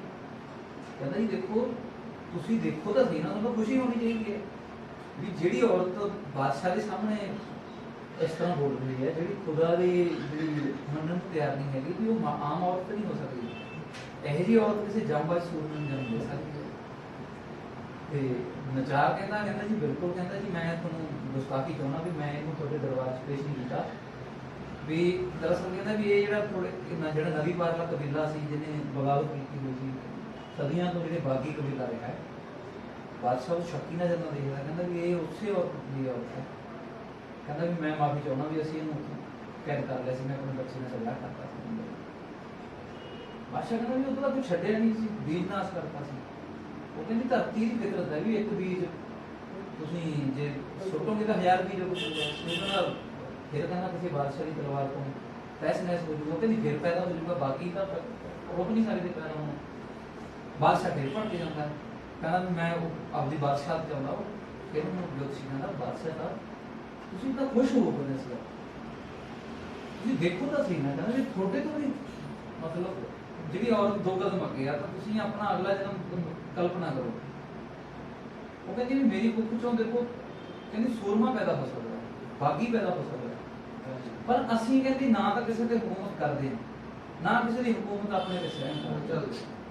ਬਾਦਸ਼ਾਹ ਸ਼ਕਤੀ ਜਾਏਗਾ ਦੇਖਦਾ ਸੋਚਦਾ ਲੋਕਾਂ ਦੇ ਜੋਤਸ਼ੀ ਨੂੰ ਕਹਿੰਦਾ ਵੀ ਤੂੰ ਮੇਰੇ ਅਗਲੇ ਜਨਮ ਦਾ ਥੋੜਾ ਜਿਹਾ ਹੋਰ ਖੋਲ ਕੇ ਦੱਸ ਸਕਦਾ। ਕਹਿੰਦੇ ਦੇਖੋ 12 ਸਿੰਘਾਂ ਮੋਰ ਦੇ ਜਿਹੜੇ ਸਿੰਘਾਂ ਦੇ ਜਿੰਨਾ ਕਿ ਮੈਂ ਪੜਿਆ ਉੱਤੇ ਇਹ ਲਿਖਿਆ ਵੀ ਤੁਸੀਂ ਜਾਂ ਪਾਜ ਸੂਰਮੇ ਹੋਣਗੇ। ਹੁਣ ਸੂਰਮੇ ਜਿਹੜੇ ਹੁੰਦੇ ਉਹ ਬਾਗੀ ਵੀ ਹੁੰਦੇ ਆ ਤੇ ਸੂਰਮਿਆਂ ਦੇ ਕੁਝ ਲੋਕ ਬਾਦਸ਼ਾਹ ਵੀ ਬਣ ਜਾਂਦੇ ਆ। ਇਹ ਨਹੀਂ ਕਹਿੰਦਾ ਮੈਂ ਹੁਣ ਦੱਸ ਸਕਦਾ। ਬਾਦਸ਼ਾਹ ਸੋਚੀ ਪੈ ਜਾਂਦਾ ਵੀ ਨਾ ਨਾ ਕਹਿੰਦਾ ਮੈਂ ਬਾਗੀ ਕਹਿੰਦਾ ਹੋ ਨਹੀਂ ਸਕਦਾ ਮੈਂ ਬਾਗੀ ਕਹਿੰਦਾ ਬਾਗੀਆਂ ਦਾ ਹਸ਼ਰ ਤਾਂ ਮੈਨੂੰ ਪਤਾ ਕਹਿੰਦਾ ਵੀ ਮੈਂ ਕਿਸੇ ਦੇ ਖੱਲਾਂ ਪਰ ਦੇ ਵਿੱਚ ਜਿਹੜਾ ਹੈਗਾ ਸੀ ਪੂਸ ਪਰਵਾਇਆ ਕਿਸੇ ਨੇ ਅੱਖਾਂ ਦੇ ਕਿਸੇ ਨੂੰ ਵੀ ਟੰਗਿਆ ਕਿਸੇ ਨੂੰ ਜਲਾਇਆ ਤੇ ਕਹਿੰਦਾ ਨਹੀਂ ਕਹਿੰਦਾ ਇਹ ਤਾਂ ਹੋ ਹੀ ਨਹੀਂ ਸਕਦਾ। ਕਹਿੰਦਾ ਤੂੰ ਦੱਸ। ਕਹਿੰਦਾ ਜੀ ਦੇਖੋ ਨਜ਼ਰ ਦੀ ਇੱਕ ਸੀਮਾ ਹੈ ਕਿ ਹੋ ਸਕਦਾ ਅਸੀਂ ਜੋ ਖੁੱਲੀਆਂ ਅੱਖਾਂ ਨਾਲ ਨਹੀਂ ਦੇਖ ਸਕਦੇ ਕੋਈ ਬੰਦਾ ਅੱਖਾਂ ਬੰਦ ਕਰਕੇ ਦੇਖ ਲਵੇ ਤੇ ਬਾਦਸ਼ਾਹ ਕਹਿੰਦਾ ਵੀ ਕੋਈ ਤਾਂ ਹੋਊਗਾ ਕਹਿੰਦਾ ਇਹ ਇਸ ਸਰਹੱਦ ਨੂੰ ਖੋਲ ਸਕਦਾ ਹੋਵੇ। ਤੇ ਜਦੋਂ ਕੋਈ ਗੱਲ ਕਰਦੀ ਹੈ ਤੇ ਔਰਤ ਹੱਸਣ ਲੱਗ ਜਾਂਦੀ ਹੈ। ਔਰਤ ਕਹਿੰਦੀ ਵੀ ਤੁਹਾਡੇ ਬਾਦਸ਼ਾਹ ਵੀ ਤੁਸੀਂ ਇਹ ਗੱਲ ਕਹਿੰਦੇ ਹੋ ਕਿ ਬੱਚਾ ਜਿਹੜਾ ਹੈਗਾ ਪੈਦਾ ਹੋਣਾ ਹੈ ਇਸ ਮਤਲਬ ਘਰ 'ਚ ਪੈਦਾ ਹੋਣਾ ਹੈ ਵੀ ਤੁਹਾਡੇ ਜੋਤਸ਼ੀ ਨੇ ਤੁਹਾਨੂੰ ਇਹ ਨਹੀਂ ਦੱਸਿਆ ਵੀ ਮੇਰਾ ਪਤੀ ਦਾ ਨਾਮ ਮਰਦਾ ਹੈ। ਨਹੀਂ ਕਹਿੰਦਾ ਇਹ ਕਿਵੇਂ ਹੋ ਸਕਦਾ। ਕਹਿੰਦੀ ਉਹ ਤਾਂ ਭੱਜ ਗਿਆ ਘਰੋਂ। ਉਹਦਾ ਬਾਪ ਕਹਿੰਦਾ ਜਨਾਬ ਉਹਨੇ ਤਾਂ ਖੁਦਕੁਸ਼ੀ ਕਰ ਲਈ ਹੋਣੀ, ਉਹ ਤਾਂ ਮਰਨ ਨਹੀਂ ਕਰੂੰਗਾ ਅਸੀਂ। ਕਹਿੰਦਾ ਨਹੀਂ ਉਹ ਮਰ ਨਹੀਂ ਸਕਦਾ। ਤੇ ਉਹ ਬਾਪ ਕਹਿੰਦਾ ਜਨਾਬ ਕਹਿੰਦਾ ਪਰ ਫੁੱਲ ਚੋਂ ਪੈਦਾ ਹੋਣਾ ਨਾ ਬੱਚਾ ਤੇ ਮੈਂ ਬਾਪ ਹਾਂ ਤੇ ਫੁੱਲ ਦਾ ਨਾਸ਼ਤਾ ਨਹੀਂ ਹੋਇਆ ਨਾ। ਬਾਦਸ਼ਾਹ ਤਲਵਾਰ ਕੱਢ ਲੈਂਦਾ ਕਹਿੰਦਾ ਤੂੰ ਇਹ ਗੱਲ ਕਿਵੇਂ ਕਹਿ ਸਕਦਾ ਮੈਂ ਨਜਾਇਜ਼ ਔਲਾਦ ਪੈਦਾ ਹੋਊਂਗਾ। ਕਹਿੰਦਾ ਜੋਤਸ਼ੀ ਨੂੰ ਕਹਿੰਦਾ ਵੀ ਇਹ ਕੀ ਹੋ ਰਿਹਾ ਮੇਰੇ ਨਾਲ ਤੂੰ ਦੱਸ। ਕਹਿੰਦਾ ਜਨਾਬ ਇਹ ਰਹੱਸ ਮੇਰੀ ਸਮਝ ਤੋਂ ਬਾਹਰ ਹੈ। ਕਹਿੰਦਾ ਫਿਰ ਕੋਈ ਨਾ ਕੋਈ ਬੰਦਾ ਲੱਭੋ ਐਸਾ ਜਿਹੜਾ ਦੱਸ ਸਕਦਾ ਹੋਵੇ। ਸਿਪਾਹੀਆਂ ਨੂੰ ਬੁਲਾਉਂਦੇ ਆ। ਕਹਿੰਦਾ ਵੀ ਸਿਪਾਹੀਆਂ ਨੂੰ ਕਹਿੰਦੇ ਵੀ ਤੁਹਾਨੂੰ ਕਹਿੰਦਾ ਵੀ ਕੀ ਨਜ਼ਰ ਆ ਗਿਆ। ਕਹਿੰਦਾ ਜਨਾਬ ਜੀ ਤੁਸੀਂ ਸਾਨੂੰ ਬਾਦਸ਼ਾਹ 'ਚ ਪੁੱਛੋਗੇ ਅਸੀਂ ਕਹਾਂਗੇ ਵੀ ਨਿਆਂ ਖੁੱਲ੍ਹ ਦਿਲੀ ਦਇਆ ਤੁਹਾਡੇ 'ਚੋਂ ਸਾਨੂੰ ਨਜ਼ਰ ਆਊਗੀ। ਜੇ ਜੋਤਸ਼ੀ 'ਚ ਪੁੱਛੋਗੇ ਤਾਂ ਅਸੀਂ ਕਹਾਂਗੇ ਵੀ ਗਿਆਨ। ਕਹਿੰਦਾ ਮੈਂ 12 ਸਿੰਘਾਂ ਮੋਰ 'ਚ ਪੁੱਛਦਾ। ਕਹਿੰਦਾ ਜਨਾਬ ਉਹਦੀ ਤਾਂ ਸੰਸਾਰ ਨੂੰ ਹੋਰ ਹੀ ਨਜ਼ਰ ਆ ਗਿਆ। ਉਹ ਕਹਿੰਦਾ ਵੀ ਥੋੜੇ ਸਰਕਲ ਕਰ ਦੂੰਗਾ ਕੋਈ ਸਿਆਣੇ ਬੰਦੇ ਲੱਭੋ। ਕਹਿੰਦਾ ਜਨਾਬ ਇੱਥੇ ਜਿੰਨਾ ਵੀ ਕਬੀਲਾ ਸੀ ਜਦੋਂ ਉਹਨਾਂ ਨੂੰ ਪਤਾ ਲੱਗਿਆ ਵੀ ਕਿ ਬਾਦਸ਼ਾਹ ਗੁਪਤ ਰੂਪ ਦੇ ਵਿੱਚ ਆਇਆ ਤਾਂ ਉਹ ਭੱਜ ਗਏ ਸਾਰੇ। ਕਈਆਂ ਨੇ ਛਾਲਾਂ ਮਾਰਤੀਆਂ ਹਾਹਾਕਾਰ ਮਚ ਗਈ। ਕਹਿੰਦਾ ਪਰ ਸਾਨੂੰ ਤਾਂ ਪਤਾ ਨਹੀਂ ਲੱਗਣਾ ਚਾਹੀਦਾ ਸੀ ਅਸੀਂ ਗੁਪਤ ਰੂਪ 'ਚ ਆਏ। ਕਹਿੰਦੇ ਜਨਾਬ ਸੂਈਆਂ ਦਾ ਕਬੀਲਾ ਹੈ ਤੇ ਸੂ ਕੱਢ ਲਈ ਕਿਸੇ ਨੇ ਤੇ ਉਹ ਡਰ ਕੇ ਤਾਂ ਹੋਰ ਡਰ ਗਏ ਕਿ ਜੇ ਚੁੱਪ ਚੁਪੀਤੇ ਬਾਦਸ਼ਾਹ ਆ ਗਿਆ ਤਾਂ ਇਸ ਤੋਂ ਵੱਡੀ ਆਫਤ ਹੋਏਗੀ ਭੱਜੋ। ਤੇ ਕਹਿੰਦਾ ਵੀ ਬਸ 2-4 ਮਸਖਰੇ ਬਾਹਰ ਫਿਰਦੇ ਉਹ 2 ਮਸਖਰੇ ਅਸੀਂ ਬੰਨੇ ਹੋਏ ਆ ਤੇ ਉਹ ਅਜੀਬ ਹੁੰਦੇ ਆ। ਉਹਨਾਂ ਨੂੰ ਪਿੱਛੇ ਜੀ ਰੌਲਾ ਪੈਣ ਲੱਗ ਜਾਂਦਾ। ਕਹਿੰਦਾ ਇਹ ਕਾਹਦਾ ਰੌਲਾ। ਕਹਿੰਦਾ ਜੀ 2 ਮਸਖਰੇ ਕਾਬੂ 'ਚ ਨਹੀਂ ਆ ਰਹੇ ਤੇ ਉਹ ਕਹਿੰਦਾ ਇਹਨਾਂ ਨੂੰ ਪੇਸ਼ ਕਰੋ। ਕਹਿੰਦਾ ਨਹੀਂ ਜਨਾਬ ਤੁਸੀਂ ਉਹਨਾਂ ਦੇ ਮੱਥੇ ਨਾ ਕਰੋ। ਕਹਿੰਦਾ ਕਿਉਂ। ਕਹਿੰਦਾ ਜਨਾਬ ਉਹਨਾਂ ਦੀ ਜ਼ਬਾਨ ਜਿਹੜੀ ਹੈਗੀ ਸੀ ਮਤਲਬ ਜਿਵੇਂ ਕਹਿੰਦੇ ਤਲਵਾਰ ਨਾਲ ਵੱਢੀ ਹੁੰਦੀ ਹੈ ਵੀ ਉਹ ਮਤਲਬ ਉਹਨਾਂ ਦਾ ਮੂੰਹ ਤਲਵਾਰ ਨਾਲ ਪਟਿਆ ਉਹ ਬੰਦ ਹੀ ਨਹੀਂ ਹੁੰਦਾ। ਉਹ ਜੋ ਉਹਦੇ ਵਗਦੇ ਰਹਿੰਦੇ ਆ ਵੀ ਇੰਨਾ ਸੱਚ ਬੋਲਦੇ ਆ ਵੀ ਤੁਸੀਂ ਤੁਹਾਡੇ ਤੋਂ ਬਰਦਾਸ਼ਤ ਨਹੀਂ ਹੋਣਾ ਸੱਚ। ਕਹਿੰਦਾ ਤੇ ਇਹੋ ਜਿਹੇ ਬੰਦੇ ਤਾਂ ਚਾਹੀਦੇ ਆ ਵੀ ਜਿਹੜੇ ਐਡੀ ਜ਼ਰੂਰਤ ਵਾਲੇ ਹੋਣ। ਕਹਿੰਦਾ ਹੋ ਸਕਦਾ ਵੀ ਕੁਦਰਤ ਨੇ ਤਾਂ ਹੀ ਬਿਠਾਏ ਹੋਣ। ਕਹਿੰਦਾ ਭੇਜੋ ਉਹਨਾਂ ਨੂੰ।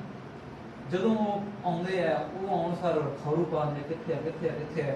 ਉਹ ਮਤਲਬ ਜਿੱਥੇ ਧਰਤੀ ਦੇ ਵਿੱਚ ਵੀ ਅਸਮਾਨ ਦੇ ਵਿੱਚ ਦੇਖਦੇ ਕਿੱਥੇ ਆ ਉਹ ਮਤਲਬ ਨੇਰੀ ਲਿਆਉਂਦੇ ਉਹ ਸਿਪਾਹੀ ਨੂੰ ਕਾਬੂ ਕਰਕੇ ਪਿੱਛੇ ਲੈ ਕੇ ਜਾਂਦੇ। ਕਹਿੰਦੇ ਪਿੱਛੇ ਖੜੋ। ਕਹਿੰਦਾ ਉਹਨਾਂ ਨੇ ਕਿੱਥੇ ਵਿਖਾਓ ਅਸੀਂ ਉੱਪਰ ਵੇਖੀ ਜਾਂਦੇ ਆ। ਕਹਿੰਦੇ ਬਾਦਸ਼ਾਹ ਤੁਹਾਡੇ ਸਾਹਮਣੇ ਖੜੇ। ਕਹਿੰਦਾ ਫੇਰ ਕਹਿੰਦਾ ਥੋੜਾ ਥੱਲੇ ਦੇਖੋ। ਕਹਿੰਦਾ ਕਿਤੇ ਤੋਂ ਬਰਾਬਰ ਦੇਖ ਰਹੇ ਆ ਅੱਖਾਂ ਦੇ ਸਾਹਮਣੇ ਬਾਦਸ਼ਾਹ ਨੂੰ ਦੇਖ ਰਹੇ। ਕਹਿੰਦੇ ਨਹੀਂ ਨਹੀਂ ਇਹ ਮਜ਼ਾਕ ਨਾ ਕਰੋ। ਕਹਿੰਦਾ ਸਾਨੂੰ ਬਾਦਸ਼ਾਹ ਕਹੋ ਕਿੱਥੇ ਆ। ਕਹਿੰਦਾ ਬਾਦਸ਼ਾਹ ਕਹਿੰਦਾ ਮੈਂ ਹੀ ਬਾਦਸ਼ਾਹ। ਕਹਿੰਦਾ ਨਹੀਂ ਤੂੰ ਤਾਂ ਤੂੰ ਹੈ ਨਾ। ਕਹਿੰਦਾ ਬਾਦਸ਼ਾਹ ਕਿਤੇ ਹੋ ਕਹਿੰਦਾ ਨਹੀਂ। ਕਹਿੰਦਾ ਮੇਰਾ ਪਹਿਰਾਵਾ ਦੇਖ ਮੈਂ ਕਹਿੰਦਾ ਉਹ ਕਹਿੰਦੇ ਵੀ ਮੁੱਖ ਪਹਿਨਿਆ ਹੋਇਆ ਵੀ ਦੇਖੋ ਤਾਂ ਸਹੀ ਨਾ ਬਾਦਸ਼ਾਹ। ਕਹਿੰਦਾ ਪਹਿਰਾਵਾ ਤਾਂ ਮੇਰੇ ਪਵਾ ਦੇਣਾ।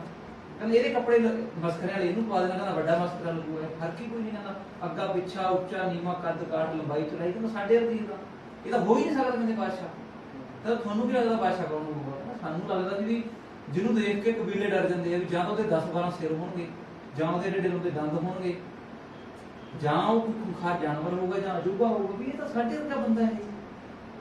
ਉਹ ਕਹਿੰਦੇ ਜੀ ਅੱਖਾਂ ਤੋਂ ਐਂ ਲੱਗਦਾ ਵੀ ਇਹ ਸਭ ਤੋਂ ਵੱਧ ਡਰਿਆ ਹੋਇਆ ਬੰਦਾ ਦੁਨੀਆ ਦਾ, ਜਿਹਦੇ ਆਲੇ ਦੁਆਲੇ ਏਡਾ ਲਾਭ ਲਸ਼ਕਰ ਹੈ। ਕਹਿੰਦਾ ਵੀ ਸਾਨੂੰ ਤਾਂ ਵੀ ਉਹ ਲਸ਼ਕਰ ਤੋਂ ਵੱਡਾ ਬੰਦਾ ਹੋਊਗਾ। ਕਹਿੰਦਾ ਤਾਂ ਲਸ਼ਕਰ ਤੋਂ ਵੀ ਛੋਟਾ ਜਿਹਾ ਕਹਿੰਦਾ ਜਿਹੜਾ ਹੈਗਾ। ਨਹੀਂ ਕਹਿੰਦਾ ਬਾਦਸ਼ਾਹ ਨਹੀਂ ਬਸਦਾ। ਬਾਦਸ਼ਾਹ ਕਹਿੰਦਾ ਮੈਂ ਤੁਹਾਡੀ ਥੋੜਾ ਸਿਰ ਕੰਮ ਕਰ ਦੂੰਗਾ। ਜਨਾਬ ਸਾਡਾ ਸਿਰ ਹੀ ਹੈ ਨਹੀਂਗਾ। ਕਹਿੰਦਾ ਕੀ ਬਕਵਾਸ ਕਰਦੀ। ਕਹਿੰਦਾ ਜਨਾਬ ਦੇਖੋ ਕਹਿੰਦਾ ਸਾਡਾ ਸਿਰ ਹੈ ਨਹੀਂ। ਕਹਿੰਦਾ ਦੁਨੀਆ ਦੀ ਸਾਰੀ ਸਿਰਦਰਦੀ ਇਸ ਸਿਰ ਨੇ ਪੈਦਾ ਕੀਤੀ ਹੈ। ਅਸੀਂ ਕਹਿੰਦਾ ਤੁਹਾਨੂੰ ਰਾਜ ਦੀ ਗੱਲ ਦੱਸੀ, ਆਪਣਾ ਸਿਰ ਲਾ ਲਓ ਬਸ।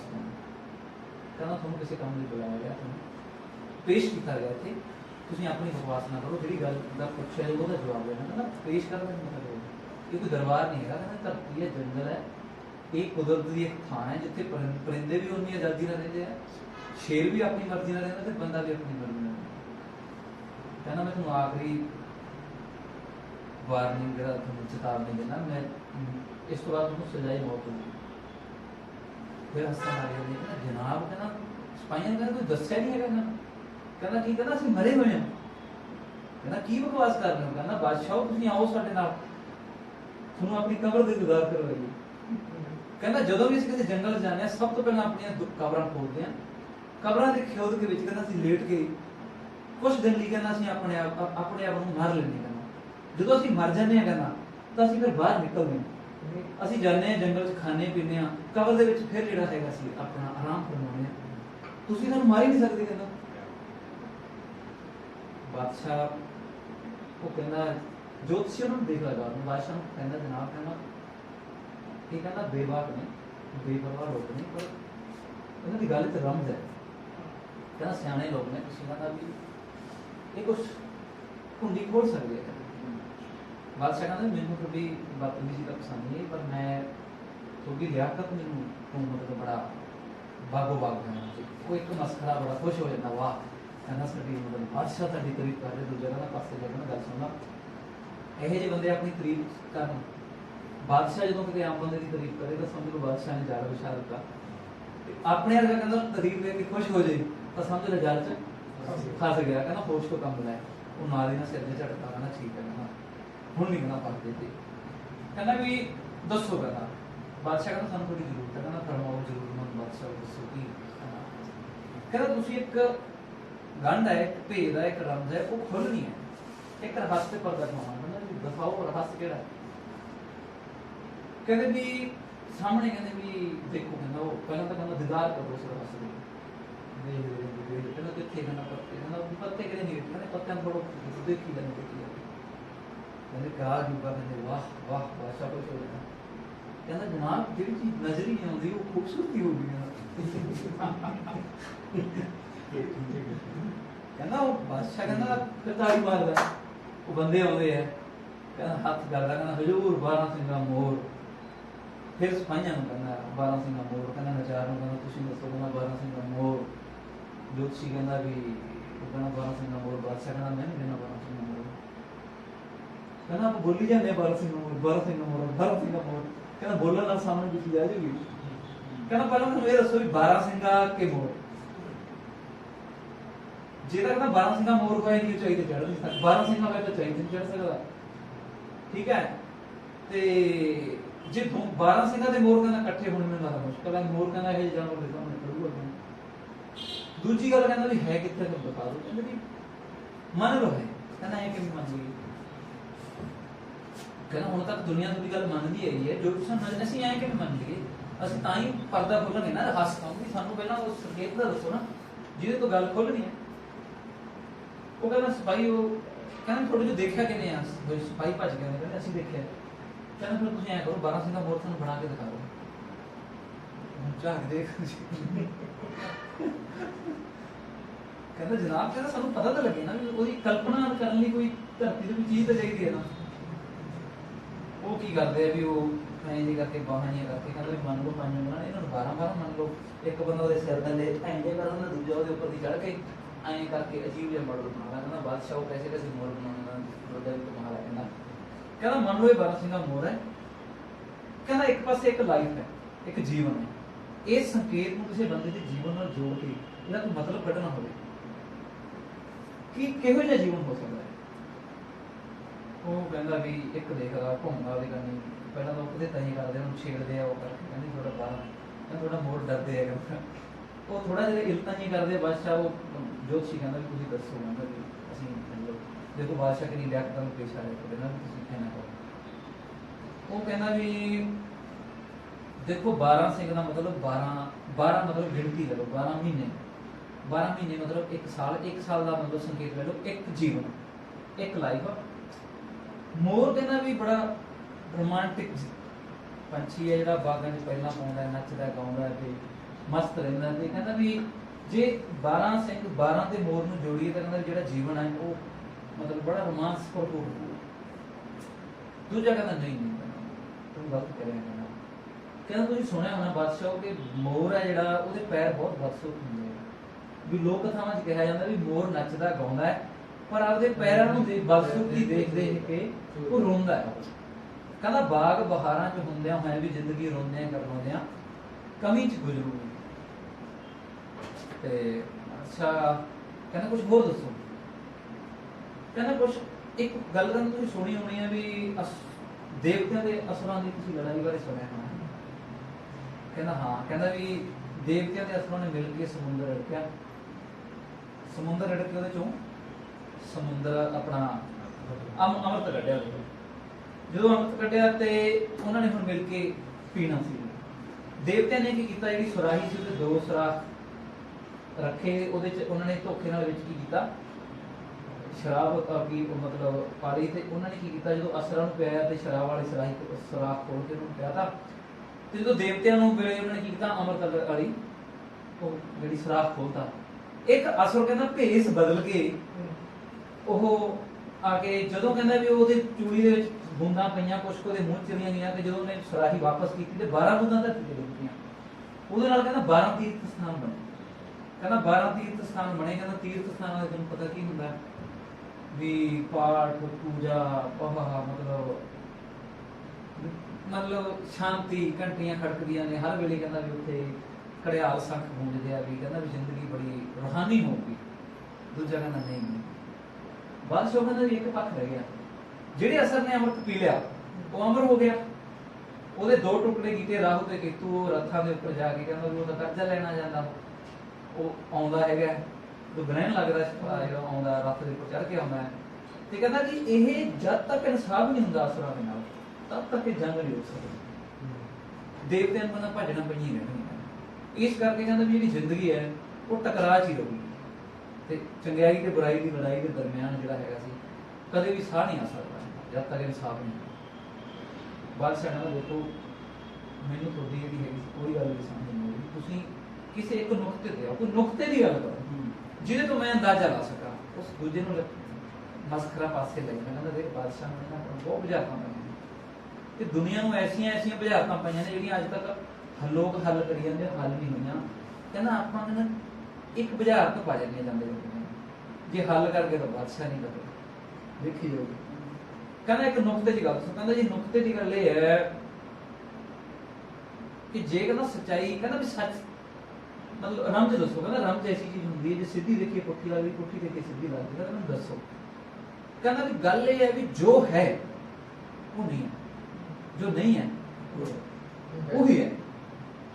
ਕਹਿੰਦਾ ਕੀ ਮਤਲਬ? ਦੂਜਾ ਕਹਿੰਦਾ ਸਿੰਪਲ ਦੀ ਗੱਲ ਹੈ, ਕਹਿੰਦਾ ਜੋ ਨਹੀਂ ਹੈ ਉਹ ਤਾਂ ਹੈ ਤੇ ਜੋ ਹੈ ਉਹ ਹੈ ਹੀ ਨਹੀਂ। ਬਾਦਸ਼ਾਹ ਕਹਿੰਦਾ ਮੈਨੂੰ ਦੁਬਾਰਾ ਦੱਸੋ। ਕਹਿੰਦਾ ਜੋ ਹੈ ਉਹ ਨਹੀਂ ਹੈ, ਜੋ ਨਹੀਂ ਹੈ। ਬਾਦਸ਼ਾਹ ਕਹਿੰਦਾ ਸਿਪਾਹੀਆਂ ਨੂੰ ਵੀ ਇਹਨਾਂ ਨੂੰ ਦੂਰ ਲੈ ਜਾਂਦੇ ਅੱਖਾਂ ਨੂੰ, ਇਹ ਤੋਂ ਪਹਿਲਾਂ ਸਿਰ ਕੰਮ ਕਰਾ ਨਜ਼ਰ ਨਹੀਂ ਆਉਣੀ ਚਾਹੀਦੀ ਬੰਦੇ ਨੂੰ। ਇਹਨੂੰ ਕਹਿੰਦਾ ਉਹ ਕਹਿੰਦਾ ਵੀ ਕਹਿੰਦਾ ਠੀਕ ਹੈ ਬਾਦਸ਼ਾਹ ਕਹਿੰਦਾ ਦੁਬਾਰਾ ਮੁਲਾਕਾਤ ਨਹੀਂ ਹੋਊਗੀ। ਕਹਿੰਦਾ ਤੁਸੀਂ ਇੰਨੀ ਬੁਝਾਰਤ ਨਹੀਂ ਪੁੱਛ ਸਕੇ। ਕਹਿੰਦਾ ਵੀ ਤੁਸੀਂ ਬਾਦਸ਼ਾਹ ਦੇ ਕਾਬਿਲ ਨਹੀਂ ਹੈਗੇ। ਉਹ ਕਹਿੰਦਾ ਇਹਨੂੰ ਲੈ ਜਾਓ, ਉਹਨੂੰ ਧੂਤਾ ਕੇ ਲੈ ਜਾਂਦੇ। ਬਾਦਸ਼ਾਹ ਸੋਚੀ ਪੈ ਜਾਂਦਾ, ਕਹਿੰਦਾ ਵੀ ਮੈਂ ਮਤਲਬ ਰੋਜ਼ ਗਿਆ ਜੋਤਸ਼ੀ ਨੂੰ ਕਿਉਂ ਦੱਸ। ਕਹਿੰਦਾ ਜੋਤਸ਼ੀ ਕਹਿੰਦਾ ਵੀ ਤੁਸੀਂ ਦੇਖੋ ਖੁਦਾ ਨੇ ਇੱਕ ਵਿਧ ਬਣਾਈ ਵੀ ਤੁਹਾਡਾ ਪੁੰਨ ਜਾਂ ਹੋਊਗਾ। ਖੁਦਾ ਨੇ 12 ਸਿੰਘਾਂ ਮੋਹ ਫੜ ਲਿਆ ਤੁਹਾਡੇ ਸਾਹਮਣੇ ਤੁਹਾਨੂੰ ਨਜ਼ਰ ਆ ਗਿਆ। ਕਹਿੰਦਾ ਹਾਂ।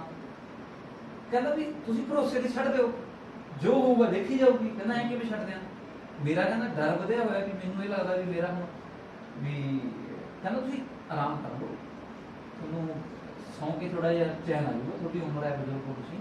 ਕਹਿੰਦਾ ਮੈਂ ਜੰਗ ਦੇ ਵਿੱਚ ਵੀ ਚੈਨ ਦੀ ਨੀਂਦ ਸੌਂ ਸਕਦਾ ਸੀ, ਪਰ ਹੁਣ ਤਾਂ ਜੰਗ ਦਾ ਫੈਸਲਾ ਜਿਹੜਾ ਹੋ ਜਾਂਦਾ ਉਹ 1 ਮਹੀਨੇ 'ਚ ਮਤਲਬ 10 ਸਾਲ ਜਾਂ 10 ਸਾਲ ਜੰਗ ਚੱਲ ਸਕਦੀ ਹੈ, ਪਰ ਪੂਰਾ ਜੀਵਨ ਮੇਰਾ ਸੋਈ ਤੇ ਟੰਗਿਆ।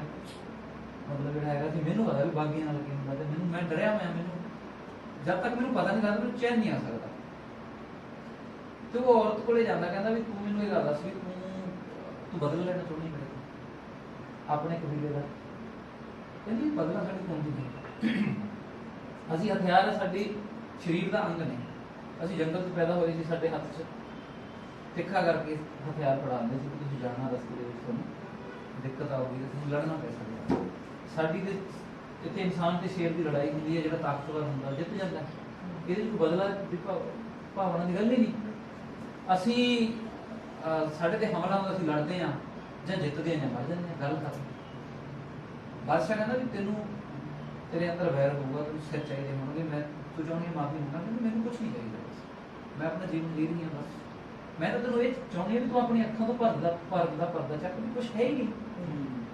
ਬਾਦਸ਼ਾਹ ਕਹਿੰਦਾ ਕਾਸ਼ ਤੇਰੀਆਂ ਅੱਖਾਂ 12 ਸਾਲਾਂ ਹੋ ਦੇਖ ਸਕਦੀਆਂ। ਤੇ ਜੋਤਸ਼ੀ ਕਹਿੰਦਾ ਵੀ ਬਾਦਸ਼ਾਹ ਤੁਸੀਂ ਮਤਲਬ ਜਿਹੜਾ ਹੈਗਾ ਤੁਸੀਂ ਆਰਾਮ ਕਰੋ। ਕਹਿੰਦਾ ਨਹੀਂ, ਮੇਰੀ ਘਬਰਾਹਟ ਵੱਧ ਜਾਂਦੀ ਹੈ, ਮੈਨੂੰ ਦੱਸੋ ਕੁਛ ਕਰਕੇ। ਤੇ ਉਹ ਔਰਤ ਨੂੰ ਕਹਿੰਦਾ ਮੈਂ ਕਰਦਾ ਕੀ? ਕਹਿੰਦਾ ਮੈਂ ਕਿੰਨੇ ਸੁਨੇਹੇ ਭੇਜੇ ਸੀ ਤੁਹਾਡੇ ਕਬੀਲੇ ਨੂੰ ਵੀ ਮੈਨੂੰ ਇਹ ਜੰਗਲ ਦਾ ਹੁਸਨ ਚਾਹੀਦਾ, ਵੀ ਇੱਥੇ ਵਾਦੀਆਂ ਨੇ, ਇੱਥੇ ਖੂਬਸੂਰਤ ਮਤਲਬ ਝਰਨੇ ਵਗਦੇ ਆ, ਕਿੰਨੇ ਜਿਹੜੇ ਹੈਗੇ ਸੀ ਖੁਸ਼ਬੂਦਾਰ ਰੁੱਖ ਨੇ ਇੱਥੇ, ਵੀ ਇਹ ਕੁਦਰਤ ਦੀ ਜੰਨਤ ਹੈ ਇਹ, ਮਤਲਬ ਇੱਥੇ ਮੈਨੂੰ ਚਾਹੀਦਾ ਸੀ। ਉਹ ਕਹਿੰਦੇ ਤੈਨੂੰ ਇਹ ਨਹੀਂ ਚਾਹੀਦਾ, ਇਹ ਥੱਲੇ ਖਾਣਾ ਨਹੀਂ, ਤੈਨੂੰ ਉਹ ਚਾਹੀਦਾ। ਅਸੀਂ ਜਿਸ ਧਰਤੀ ਦੇ ਪੈਦਾ ਹੋਏ ਅਸੀਂ ਕਿਵੇਂ ਛੱਡੀਏ? ਉਹ ਸਾਡੀ ਮਾਂ ਦੀ ਜਾਏ ਹੈਗੀ ਆ, ਸਾਡੀ ਉਹ ਰਾਖੀ ਕਰਨਾ ਸਾਡਾ ਫਰਜ਼, ਅਸੀਂ ਐਂ ਕਿਵੇਂ ਛੱਡ ਦਈਏ ਜਿੱਥੇ ਅਸੀਂ ਪੈਦਾ ਹੋਏ? ਤੇ ਇਹਨੇ ਨੂੰ ਕੀ ਹੁੰਦਾ ਹੈ ਕਿ ਹਨੇਰੀ ਆਉਂਦੀ ਹੈ ਤੇ ਬੱਦਲ ਗਰਜਣੇ ਸ਼ੁਰੂ ਹੋ ਜਾਂਦੇ ਆ, ਤੇ ਬਾਦਸ਼ਾਹ ਜਿਹੜਾ ਹੈਗਾ ਸੀ ਉਹਨੂੰ ਕਹਿੰਦਾ ਵੀ ਤੁਸੀਂ ਵਿਸ਼ਰਾਮ ਕਰ ਲਓ। ਕਹਿੰਦਾ ਨਹੀਂ, ਮੈਨੂੰ ਆਰਾਮ ਕਰਾਂਗਾ, ਵੀ ਮੈਨੂੰ ਹੁਣੇ ਦੱਸ, ਬਜ਼ੁਰਗਾਂ ਨੂੰ ਬੱਚਿਆਂ ਨੂੰ ਕਰਨਾ ਚਾਹੁੰਦਾ ਵੀ ਮੈਨੂੰ ਹੱਲ ਦੱਸ, ਮੈਂ ਕੀ ਹੋਊਂਗਾ, ਬਾਗੀ ਹੋਊਂਗਾ ਜਾਂ ਬਾਦਸ਼ਾਹ? ਕਹਿੰਦਾ ਬਾਦਸ਼ਾਹ ਤੁਸੀਂ, ਮੈਂ ਆਪਣੀ ਜ਼ਬਾਨ ਤੋਂ ਕਰਕੇ ਮੈਂ ਕਹਿ ਰਿਹਾ, ਕਹਿੰਦਾ ਤੈਨੂੰ ਤਾਂ ਬਸ ਦਿਨ ਦੀ ਕਹਿੰਦੇ ਮੈਂ ਬਾਦਸ਼ਾਹ ਹੋਊਂਗਾ, ਮੈਂ ਹੁਣੇ ਹੀ ਸਾਰੀ ਵਸੀਅਤ ਇਸ ਔਰਤ ਦੇ ਨਾਮ ਤੇ ਲਿਖਵਾ ਦੇਣਾ, ਤੂੰ ਇਸ ਗੱਲ ਦਾ ਜਾਮ ਨਹੀਂ ਭਰ। ਮੈਂ ਜਦੋਂ ਸਰੀਰ ਛੱਡੂਗਾ ਤਾਂ ਇਹ ਔਰਤ ਜਿਹੜੀ ਹੈਗੀ ਸਾਰਾ ਰਾਜ ਭਾਗ ਉਹ ਸਾਂਭੂਗੀ, ਜਦੋਂ ਮੈਂ ਪੈਦਾ ਹੋਊਂਗਾ ਤਾਂ ਸਾਰਾ ਰਾਜ ਭਾਗ ਪ੍ਰਾਪਤ ਕਰੂਗਾ, ਮੈਂ ਬਾਦਸ਼ਾਹ ਹੀ ਪੈਦਾ ਹੋਊਂਗਾ। ਇਹਦਾ ਹੱਲ ਇਹ ਹੈਗਾ, ਕਹਿੰਦਾ ਤੂੰ ਕਰ। ਕਹਿੰਦਾ ਦੇਖੋ ਮੈਂ ਜੋਤਸ਼ੀ ਹਾਂ, ਮੈਂ ਕਿਵੇਂ ਕਰਦਾ? ਬੱਦਲ ਗਰਜ ਲਿਆ, ਫਿਰ ਹੋਊਗਾ, ਮੈਂ ਇੱਕਦਮ ਗੜਗੜਾਹਟ ਹੁੰਦੀ ਹੈ, ਜੋਤਸ਼ੀ ਕਰ ਰਿਹਾ, 4 ਕਦਮ ਇੱਧਰ ਬੋਲਣਾ, 4 ਕਦਮ ਇੱਧਰ ਬੋਲਣਾ, ਮੈਂ ਹੋਊਗਾ ਕੀ ਹੋ ਗਿਆ? ਬਾਦਸ਼ਾਹ ਕਹਿੰਦਾ ਕੀ ਹੋਇਆ? ਕਹਿੰਦਾ ਹੋ ਗਿਆ ਨਹੀਂ। ਕਹਿੰਦਾ ਜੀ ਸਮਾਂ ਆ ਗਿਆ। ਸਮਾਂ ਕੀ ਮਤਲਬ? ਕਹਿੰਦਾ ਜੀ ਮੈਨੂੰ ਨਜ਼ਰ ਨਹੀਂ ਆ ਰਿਹਾ। ਕਹਿੰਦਾ ਦੇਖੋ ਮੌਤ ਦੇ ਦੂਤ ਸਾਹਮਣੇ ਖੜੇ, ਬਦਲਾਂ ਦੇ ਸਵਾਰ, ਰਥਾਂ ਦੇ ਸਵਾਰ ਹੋ ਗਏ। ਕਹਿੰਦਾ ਬਹੁਤ, ਕਹਿੰਦਾ ਕੀ ਮੌਤ? ਕਹਿੰਦਾ ਜ਼ਰੂਰ, ਕਹਿੰਦਾ ਬਾਦਸ਼ਾਹ ਨੂੰ ਲੈਣਾ ਆਇਆ ਤਾਂ ਇਹਨੇ ਰਥ ਚਾਹੀਦੇ, ਆਮ ਬੰਦੇ ਨੂੰ ਕਹਿੰਦਾ ਕਿਸੇ ਨੂੰ ਫੜ ਕੇ ਲਿਜਾ ਸਕਦੇ ਆ, ਤਾਂ ਉਹ ਕਹਿੰਦਾ ਮੌਤ ਦੇ ਦੂਤ ਸਾਹਮਣੇ ਖੜੇ ਆ। ਕਹਿੰਦਾ ਆਪਾਂ ਇਹ ਤਾਂ ਗੌਰ ਹੀ ਨਹੀਂ ਕੀਤੀ ਇਸ ਗੱਲ ਤੇ ਕਿ ਤੁਹਾਡੀ ਮੌਤ ਕਦੋਂ ਹੋਣੀ ਹੈ, ਇਸ ਤੇ ਆਪਾਂ ਧਿਆਨ ਨਹੀਂ ਦਿੱਤਾ। ਕਹਿੰਦਾ ਵੀ ਸਮਾਂ ਕਹਿੰਦਾ ਆ ਗਿਆ ਹੁਣ ਤੁਹਾਡਾ। ਕਹਿੰਦਾ ਨਹੀਂ, ਕਹਿੰਦਾ ਜੋਤਸ਼ੀ ਮੈਂ ਠੀਕ ਆ, ਮੈਂ ਤੰਦਰੁਸਤ ਹਾਂ। ਕਹਿੰਦਾ ਮੈਂ ਕਹਿੰਦਾ ਮਰਨ ਤੋਂ ਪਹਿਲਾਂ ਹਰ ਬੰਦਾ ਤੰਦਰੁਸਤ ਹੀ ਹੈ। ਵੀ ਤੁਸੀਂ ਕਹਿੰਦਾ ਵੀ ਉਹ ਫਿਰ ਬੱਦਲ ਗਰਜਦੇ ਆ, ਕਹਿੰਦਾ ਵੀ ਤੁਸੀਂ ਐਂ ਕਰੋ, ਤੁਸੀਂ ਆਰਾਮ ਨਾਲ ਲੇਟ ਜਾਓ, ਵੀ ਕਿਉਂਕਿ ਜਿਹੜਾ ਹੈਗਾ ਸੀ ਤੁਹਾਡੇ ਲਈ ਕੁਦਰਤ ਦਾ ਬਹੁਤ ਵੱਡਾ ਵਿਧੀ ਵਿਧਾਨ ਹੈ, ਵੀ ਤੁਸੀਂ ਆਰਾਮ ਨਾਲ ਲੇਟ ਜਾਓ, ਤੁਹਾਡੀ ਜਿਹੜੀ ਹੈਗੀ ਸੀ ਰੂਹ ਹੈ ਆਪਣੇ ਸਰੀਰ ਛੱਡ ਕੇ ਰਥਾਂ ਦੇ ਸਵਾਰ ਹੋ ਕੇ ਚਲੀ ਜਾਊਗੀ। ਕਹਿੰਦਾ ਨਹੀਂ, ਕਹਿੰਦਾ ਮੈਂ ਠੀਕ ਹਾਂ। ਫਿਰ ਬੱਦਲ ਗਰਜਦੇ ਆ, ਉਹ ਹਵਾ 'ਚ ਕਹਿੰਦਾ ਨਹੀਂ, ਕਹਿੰਦਾ ਮੈਂ ਇਹ ਕੰਮ ਨਹੀਂ ਕਰ ਸਕਦਾ, ਬਦਲਾ ਨਹੀਂ ਹੁੰਦਾ, ਇਹ ਮੇਰੀ ਸਰੀਰ ਨੂੰ ਠੀਕ ਰੱਖੋ, ਤੁਸੀਂ ਜੋ ਕਰਨਾ ਖੁਦ ਕਰ ਲਓ, ਵੀ ਮੈਨੂੰ ਤੁਸੀਂ ਕਿਉਂ ਵਿੱਚ ਲੈ ਕੇ ਆਉਂਦੇ? ਮੈਂ ਇੱਕ ਜੋਤਸ਼ੀ ਹਾਂ, ਮੈਂ ਕੁਦਰਤ ਦਾ ਜਿਹੜਾ ਤੁਹਾਡਾ ਕੰਮ ਸੀ ਉਹ ਕੀਤਾ, ਮੈਂ ਇਹਨੂੰ ਸੁਨੇਹਾ ਦੇ ਦਿੱਤਾ, ਹੁਣ ਤੁਸੀਂ ਆਪਣਾ ਕੰਮ ਖੁਦ ਕਰੋ। ਬਾਦਸ਼ਾਹ ਕਹਿੰਦਾ ਵੀ ਕੀ ਕਹਿ ਰਹੇ ਨੇ? ਕਹਿੰਦਾ ਹਜ਼ੂਰ ਇਹ ਕਹਿ ਰਹੇ ਨੇ ਵੀ ਜੇ ਤੁਸੀਂ ਆਪਣੇ ਆਪ ਨੂੰ ਮੌਤ ਦੇ ਹਵਾਲੇ ਨਹੀਂ ਕਰਦੇ, ਸਮੇਂ ਦੇ ਹਵਾਲੇ ਨਹੀਂ ਕਰਦੇ, ਤਾਂ ਮੇਰੇ ਸਰੀਰ ਦੀ ਵਰਤੋਂ ਕਰਨਗੇ, ਤੁਹਾਡੇ ਸਰੀਰ ਤੋਂ ਜਾਨ ਕੱਢਣਗੇ। ਕਹਿੰਦਾ ਨਹੀਂ, ਕਹਿੰਦਾ ਮੈਂ ਕਹਿੰਦਾ ਇਸ ਗੱਲ ਤੇ ਭਰੋਸਾ ਨਹੀਂ ਕਰਦਾ, ਮੈਂ ਗੱਲ ਦਾ ਇਤਬਾਰ ਕਿਵੇਂ ਕਰਾਂ? ਕਹਿੰਦਾ ਜਨਾਬ ਬੇਇਤਬਾਰੀ ਨਾਲ ਸੱਚਾਈ ਨਹੀਂ ਬਦਲ ਸਕਦੀ, ਸੱਚ ਤੋਂ ਸੱਚ ਰਹੋ। ਬਸ ਕਹਿੰਦਾ ਹੁਣ ਤੁਸੀਂ ਆਖਰੀ ਸਮੇਂ ਦੇ ਵਿੱਚ ਤੁਸੀਂ ਜੋ ਵੀ ਕੀਤਾ ਆਪਣੀ ਜ਼ਿੰਦਗੀ 'ਚ ਯਾਦ ਕਰੋ। ਕਹਿੰਦਾ ਵੀ ਯਾਦ ਕਰੋ ਉਹਨਾਂ ਚੀਕਾਂ ਨੂੰ, ਦਹਾੜਾਂ ਨੂੰ, ਜੰਗਲਾਂ ਦੀ ਚੀਕਾਂ ਨੂੰ, ਜਿਹੜੇ ਤੁਹਾਡੇ ਉਹਨਾਂ ਔਰਤਾਂ ਨਾਲ ਜਿਨ੍ਹਾਂ ਨਾਲ ਜਬਰ ਜਨਾਹ ਹੋਇਆ, ਤੇ ਮਤਲਬ ਜੋ ਵੀ ਕੁਝ ਹੋਇਆ ਤੁਹਾਡੇ ਹੁਕਮ ਦੇ ਨਾਲ, ਜਿੰਨਾ ਕੁਝ ਵੀ ਹੋਇਆ ਇੱਕ ਵਾਰੀ ਯਾਦ ਕਰ ਲਓ। ਉਹ ਕਹਿੰਦਾ ਤੂੰ ਬਾਗੀਆਂ ਦੀ ਬੋਲੀ ਬੋਲ ਰਿਹਾ? ਕਹਿੰਦਾ ਨਹੀਂ ਜਨਾਬ। ਕਹਿੰਦਾ ਇਹ ਸੱਚ ਹੈ। ਕਹਿੰਦਾ ਮੈਂ ਝੂਠ ਤਾਂ ਨਹੀਂ ਬੋਲ ਰਿਹਾ, ਇਹ ਸੱਚ, ਮੈਂ ਇਸ ਵਕਤ ਸੱਚ ਦਾ ਗਵਾਹ ਹੈਗਾ, ਮੈਨੂੰ ਬੋਲਣਾ ਪਊਗਾ। ਜੋ ਮੈਨੂੰ ਬੋਲਿਆ ਜਾ ਰਿਹਾ ਮੈਂ ਤੁਹਾਨੂੰ ਦੱਸ ਰਿਹਾ, ਤੁਸੀਂ ਯਾਦ ਕਰ ਲਓ ਤੇ ਲੇਟ ਜਾਓ। ਕਹਿੰਦਾ ਨਹੀਂ ਮੈਂ ਠੀਕ ਹੈ। ਉਹ ਵੀ ਹੁੰਦਾ ਬਦਲ ਕਰਦੇ ਆ, ਉਹਦੇ ਸਰੀਰ 'ਚ ਹਰਕਤ ਹੁੰਦੀ ਹੈ, ਉਹ ਇੱਕਦਮ ਜਿਹੜਾ ਜੋਤਸ਼ੀ ਬੜਾ ਪੋਲਾਈਟ ਜਿਹਾ ਬੰਦਾ ਸੀ, ਇੱਕਦਮ ਐਂ ਬਣ ਜਾਂਦਾ, ਉਹ ਇੱਕਦਮ ਤਣ ਜਾਂਦਾ, ਉਹਦਾ ਸਰੀਰ ਤਣ ਜਾਂਦਾ ਹੈ। ਤੇ ਬਾਦਸ਼ਾਹ ਜਿਹਨੇ ਨੂੰ ਤਲਵਾਰ ਦੀ ਕੱਢਣ ਲੱਗਦਾ, ਉਹ ਬਾਦਸ਼ਾਹ ਨੂੰ ਕਰਕੇ ਘੰਟੀ ਤੋਂ ਸਿੱਟ ਕੇ ਗਰਦਨ ਨੂੰ ਰੋਕ ਕੇ ਜਾਣ ਮੁਰਗੇ ਨੂੰ ਮਾਰ ਦਿੰਦੇ, ਐਂ ਮਾਰ ਦਿੰਦਾ, ਬਾਦਸ਼ਾਹ ਮਰ ਜਾਂਦਾ ਸੀ। ਬਾਦਸ਼ਾਹ ਮਰ ਜਾਂਦਾ ਤੇ ਉਹ ਔਰ ਤਰ੍ਹਾਂ ਨਾਲ ਦੇਖ ਰਹੀ ਹੈ ਤੇ ਨਚਾਰ ਡਰਿਆ ਪਿੱਛੇ ਕੰਬੀ ਜਾਂਦਾ। ਉਹ ਇੱਕਦਮ ਹੀ ਉਹ ਆਪਦੇ ਵਾਪਸ ਉਹਦੇ ਜਾਂਦਾ ਸਰੀਰ ਦੇ ਵਿੱਚ। ਉਹ ਕਹਿੰਦਾ ਵੀ ਮੇਰਾ ਸਰੀਰ ਕਹਿੰਦਾ ਜਿਹੜਾ ਅਸ਼ੁੱਧ ਹੋ ਮੇਰੇ ਜਿਹੜੀਆਂ ਕਰਮ ਇੰਦਰੀਆਂ ਨੇ ਜਿਹੜੀਆਂ ਉਹ ਅਸ਼ੁੱਧ ਹੋਈਆਂ ਨੇ, ਤੇ ਮੈਂ ਸ਼ੁੱਧੀ ਕਰਨ ਦੇ ਲਈ ਧਿਆਨ 'ਚ ਜਾ ਰਿਹਾ। ਇਹਦੇ 'ਚ ਕੋਈ ਵਾਧਾ ਨਾ ਵਿਘਨ ਨਾ ਪਾਓ। ਬਾਦਸ਼ਾਹ ਦੀ ਰੂਹ ਸਰੀਰ ਨੂੰ ਪਿੱਛੇ ਲਿਜਾ ਕੇ ਪਿੱਠ ਕਰਕੇ ਆਪਦਾ ਓਮ ਦਾ ਜਾਂ ਕੁਛ ਵੀ ਜਿਹੜਾ ਹੈਗਾ ਸੀ ਉਚਾਰਨ ਆਉਂਦਾ ਸ਼ੁਰੂ ਕਰ ਦਿੰਦਾ। ਉਹ ਬੈਠ ਜਾਂਦਾ ਤੇ ਉਹ ਮੌਸਮ ਹੈ ਜਿਹੜਾ ਹਵਾ ਹਵਾ ਚੱਲੀ ਜਾਂਦੀ ਉਸ 'ਤੇ। ਉਹ ਨਚਾਰ ਦੇਖਦਾ ਕੰਬਿਆ ਹੋਇਆ ਉਹਦਾ ਨਾ ਦੇਖਿਆ ਕੀ ਕੁਛ ਹੋਇਆ, ਇਹਨੂੰ ਕੀ ਹੋਇਆ? ਕਹਿੰਦਾ ਦੇਖਿਆ ਨਹੀਂ ਪਹਿਲਾਂ ਤਾਂ 12 ਸਿੰਘਾਂ ਮੋਰ ਦਾ ਕੌਤਕ ਹੋਇਆ, ਫਿਰ ਕਹਿੰਦਾ ਮੌਤ ਦੇ ਦੂਤ ਆਏ, ਫਿਰ ਉਹਨੂੰ ਲੈ ਕੇ ਕਹਿੰਦੀ ਦੇਖ ਮੈਂ ਨਾ ਮੈਂ 12 ਸਿੰਘਾਂ ਮੋਰ ਦੇਖਿਆ, ਨਾ ਮੈਂ ਮੌਤ ਦੇ ਦੂਤ ਦੇਖੇ। ਕਹਿੰਦਾ ਮੈਨੂੰ ਸੱਚੀ 12 ਸਿੰਘਾਂ ਮੋਰ ਨਜ਼ਰ ਆ ਰਿਹਾ। ਕਹਿੰਦਾ ਪਹਿਲਾਂ ਮੈਂ ਡਰਦੇ ਨੇ ਗਿਆ ਸੀ, ਕਹਿੰਦਾ ਹੁਣ ਕਹਿੰਦਾ ਮੈਨੂੰ ਸਾਹਮਣੇ, ਕਹਿੰਦਾ ਮੈਨੂੰ ਇਸ਼ਾਰੇ ਕਰ ਰਿਹਾ। ਕਹਿੰਦਾ ਹੁਣ ਕਹਿੰਦਾ ਅਜੇ ਵੀ ਮੌਕਾ ਹੈਗਾ ਵੀ ਤੂੰ ਹਾਂ ਤੂੰ ਮੰਨ, ਕਹਿੰਦਾ ਤੂੰ ਕਹਿੰਦਾ ਹਾਂ ਕਰ ਦੇ। ਜੋਤਸ਼ੀ ਇਸ ਗੱਲ ਦਾ ਗਵਾਹ ਹੈ। ਕਹਿੰਦਾ ਵਸੀਅਤ ਆਪਣੇ ਨਾਮ ਤੇ ਲਿਖੀ ਜਾਊਗੀ, ਆਪਾਂ ਕਹਿੰਦਾ ਜਿਹੜਾ ਹੈਗਾ ਸੀ ਤਖਤ ਮਿਲੂਗਾ ਆਪਾਂ ਨੂੰ, ਤੇ ਆਪਣਾ ਬੱਚਾ ਬਾਦਸ਼ਾਹ ਬਣੂਗਾ। ਤੇ ਉਹ ਕਹਿੰਦੀ ਇਹੋ ਜਿਹਾ ਕੁਛ ਨਹੀਂ, ਕਹਿੰਦੀ ਵੀ ਮੈਨੂੰ ਇਹ ਨਹੀਂ ਪਤਾ ਕੀ ਹੈ, ਪਰ ਕਹਿੰਦੀ ਇੱਕ ਬਹੁਤ ਵੱਡਾ ਭਰਮ ਦਾ ਪਰਦਾ ਤੂੰ ਚੱਕ ਦੇ ਉਹਨੇ, ਇਹੋ ਜਿਹਾ ਕੁਛ ਨਹੀਂ ਹੈ। ਤੂੰ ਪਾਗਲਾ ਵਾਂਗੂ ਹੱਸਦਾ, ਕਹਿੰਦਾ ਵੀ ਜੋ ਲਿਖਿਆ ਹੋਇਆ ਹੋ ਕੇ ਰਹੂਗਾ, ਵੀ ਮੇਰੀ ਕੁੱਲ ਦਾ ਵਾਰਸਾ ਬਾਦਸ਼ਾਹ ਹੋਊਗਾ। ਮੈਂ ਕਹਿੰਦਾ ਤੈਨੂੰ ਕਹਿੰਦਾ ਕੁੱਤੇ ਮਤਲਬ ਕੈਦ ਕਰਵਾ ਕੇ ਮੈਂ ਜਬਰੀ ਬੱਚਾ ਪੈਦਾ ਕਰੂੰਗਾ, ਤੇ ਤੈਨੂੰ ਕਹਿੰਦਾ ਕੁੱਤੇ ਨੇ ਹਵਾਲੇ ਕਰੂੰਗਾ, ਵੇਚ ਦੂੰਗਾ ਤੈਨੂੰ, ਕਹਿੰਦਾ ਪਸ਼ੂਆਂ ਦੀ ਮੰਡੀ ਚ ਕਰਵਾਏਂਗੇ ਆਪਦੀ ਔਲਾਦ ਨੂੰ। ਤੇ ਕਹਿੰਦਾ ਵੀ ਉਹਨੂੰ ਦੱਸੂਗਾ ਵੀ ਨਹੀਂ ਹੈਗਾ ਵੀ ਤੂੰ ਉਹਦੀ ਮਾਂ ਕਹਿੰਦਾ। ਜਦੋਂ ਇੰਨੀ ਗੱਲ ਕਹਿੰਦਾ ਤੇ ਪਿੱਛੋਂ ਇੱਕ ਬੰਦਾ ਨੌਜਵਾਨ ਆਉਂਦਾ ਹੈਗਾ, ਜ਼ਖਮੀ ਹੋਇਆ ਹੈਗਾ, ਤੇ ਉਹ ਸਿਪਾਹੀ ਨੂੰ ਬੜੀ ਮਤਲਬ ਉਹ ਕੱਲ ਆ ਜਾਂਦਾ, ਉਹ ਲੁਕਦਾ ਲਗਾਉਂਦਾ ਨਹੀਂ ਕਰਕੇ ਆਉਂਦਾ ਹੈ। ਜਦੋਂ ਸਾਹਮਣੇ ਆਉਂਦਾ ਤੇ ਉਹ ਡਰ ਜਾਂਦਾ ਇੱਕਦਮ, ਜਿਹੜਾ ਨਚਾਰ ਹੁੰਦਾ ਉਹ ਡਰ ਜਾਂਦਾ। ਕਹਿੰਦਾ ਤੂੰ ਤਾਂ ਮਰਨ ਗਿਆ ਸੀ ਘਰੋਂ? ਕਹਿੰਦਾ ਹਾਂ ਮੈਂ ਗਿਆ ਸੀ ਮਰਨ। ਉਸ ਰਾਤ ਕਹਿੰਦਾ ਮੈਂ ਸੋਚ ਲਿਆ ਸੀ ਵੀ ਜੇ ਮੈਂ ਮਰਦੀ ਹੈ ਨਹੀਂ ਤਾਂ ਫਿਰ ਮੇਰਾ ਜਿਉਣ ਦਾ ਹੱਜ ਗਿਆ। ਤੇ ਮੈਂ ਗਿਆ, ਕਹਿੰਦਾ ਮੈਂ ਉੱਥੋਂ ਤੇ ਤੂੰ ਦੌੜਿਆ, ਕਹਿੰਦਾ ਜਦੋਂ ਮੈਂ ਪਹਾੜ ਤੋਂ ਛਾਲ ਮਾਰੀ ਉੱਥੋਂ, ਤਾਂ ਜਦੋਂ ਮੇਰੀ ਅੱਖ, ਮੈਂ ਕਹਿੰਦਾ ਉੱਥੋਂ ਪਾਣੀ 'ਚ ਛਾਲ ਮਾਰਦੀ ਸੀ, ਜਦੋਂ ਮੇਰੀ ਅੱਖ ਖੁੱਲੀ ਮੈਂ ਵੈਦ ਦੇ ਦਸਤਰਖਾਨੇ ਤੇ ਲੇਟ ਕੇ ਬੈਠੀ। ਵੈਦ ਨੂੰ ਮੈਂ ਕਹਿੰਦਾ ਆਪਣੀ ਕਹਾਣੀ ਦੱਸੀ ਸਾਰੀ। ਫਿਰ ਵੈਦ ਨੇ ਕਹਿੰਦਾ ਮੈਨੂੰ ਇੱਕ ਬੰਦੇ ਦੀ ਕਹਾਣੀ ਸੁਣਾਈ, ਜਿਹੜਾ ਉਹਦੇ ਤੋਂ ਜੜੀ ਬੂਟੀਆਂ ਲੈ ਕੇ ਆਉਂਦਾ ਹੁੰਦਾ ਸੀ, ਜਿਹਦੇ ਨਾਲ ਕਿਸੇ ਬੰਦੇ ਨੂੰ ਨੰਬਰ ਬਣਾਇਆ ਜਾਂਦਾ। ਤੇ ਅੱਛਾ ਕਹਿੰਦਾ ਬਾਬੂ ਦਾ ਬਾਪ ਕਹਿੰਦਾ ਵੀ ਤੂੰ ਇਹ ਕਹਿਣਾ ਚਾਹੁੰਦਾ ਵੀ ਉਹ ਮੈਂ ਆ? ਕਹਿੰਦਾ ਇਹ ਤਾਂ ਤੈਅ ਹੀ ਹੈ। ਮੈਂ ਤਾਂ ਕਹਿੰਦਾ ਇੱਕ ਜਵਾਬ ਮੰਗਣ ਆਇਆ ਵੀ ਇੱਥੇ ਕਬੀਲਿਆਂ ਦੇ ਵਿੱਚ ਹਰ ਇੱਕ ਬੰਦਾ ਆਪਣੀ ਕੁੱਲ ਪੈਦਾ ਕਰਨੀ ਚਾਹੁੰਦਾ, ਉਹਨੂੰ ਇਹ ਲੱਗਦਾ ਵੀ ਮੇਰਾ ਬੱਚਾ ਸਰਦਾਰ ਬਣੂਗਾ ਜਾਂ ਉਹ ਹੋਊਗਾ, ਵੀ ਤੂੰ ਆਪਣਾ ਹੀ ਇੱਕੋ ਇੱਕ ਤੇਰੀ ਔਲਾਦ ਸੀ, ਵੀ ਬਾਕੀਆਂ ਕੋਲ ਤਾਂ ਇੰਨੀ ਔਲਾਦ ਸੀ, ਤੂੰ ਇੱਕੋ ਹੀ ਔਲਾਦ ਸੀ, ਤੂੰ ਇੱਕੋ ਨੂੰ ਇਹ ਕੀਤਾ, ਵੀ ਕਿਉਂ ਕੀਤਾ ਤੂੰ? ਕਹਿੰਦਾ ਪਹਿਲਾਂ ਤਾਂ ਇਹ ਔਰਤ ਹੁਣ ਮੇਰੀ ਹੈ, ਕਹਿੰਦਾ ਮੈਂ ਤੁਹਾਨੂੰ ਇਹ ਗੱਲ ਦੱਸਾਂ। ਕਹਿੰਦਾ ਇੱਥੇ ਕਬੀਲਿਆਂ 'ਚ ਜੰਗਾਂ ਹੁੰਦੀਆਂ ਨੇ, ਘੋੜੇ ਪਸ਼ੂ ਔਰਤਾਂ ਖੋ ਕੇ ਲੈ ਜਾਂਦੇ। ਕਹਿੰਦਾ ਕਾਸ਼ ਅਸੀਂ ਵੀ ਤੀਰ ਕਮਾਉਣ ਵਾਲੇ ਜਾਂ ਜਾਂਬਾਜ਼ ਸੋੜਨੇ ਵਾਲੇ ਕਬੀਲੇ ਤੋਂ ਹੁੰਦੇ। ਤੇ ਕਹਿੰਦਾ ਇੱਕ ਦਿਨ ਉਹਨਾਂ ਨੇ ਹਮਲਾ ਕੀਤਾ, ਪਸ਼ੂ ਘੋੜੇ ਤੇਰੀ ਮਾਂ ਨੂੰ ਵੀ ਖੋ ਕੇ ਲੈ ਗਏ, ਤੈਨੂੰ ਬਿਲਕੁਲ ਮੇਰੀ ਮਾਂ ਛੱਡ ਗਈ। ਮੈਂ ਕਹਿੰਦਾ ਡਰਦਾ ਝਾੜੀਆਂ ਵਾਲੇ ਲੋਕ ਦਾ ਦੇਖਦਾ ਰਿਹਾ ਵੀ ਕਾਸ਼ ਕਹਿੰਦਾ ਮੈਂ ਵੀ ਇੰਨਾ ਤਾਕਤਵਰ ਹੁੰਦਾ, ਮੈਂ ਕਿਸੇ ਹੋਰ ਦੀ ਧੀ ਚੱਕ ਲੈਂਦਾ। ਪਰ ਕਹਿੰਦਾ ਮੈਂ ਜਵਾਨੀ ਦੀ ਅੱਗ 'ਚ ਸੀ ਉਸ ਵਾਰ, ਤੇ ਮੈਂ ਉਮਰ ਭਰ ਕਹਿੰਦਾ ਵੀ ਉਹ ਬਜੋਗ ਹੰਢਾਇਆ।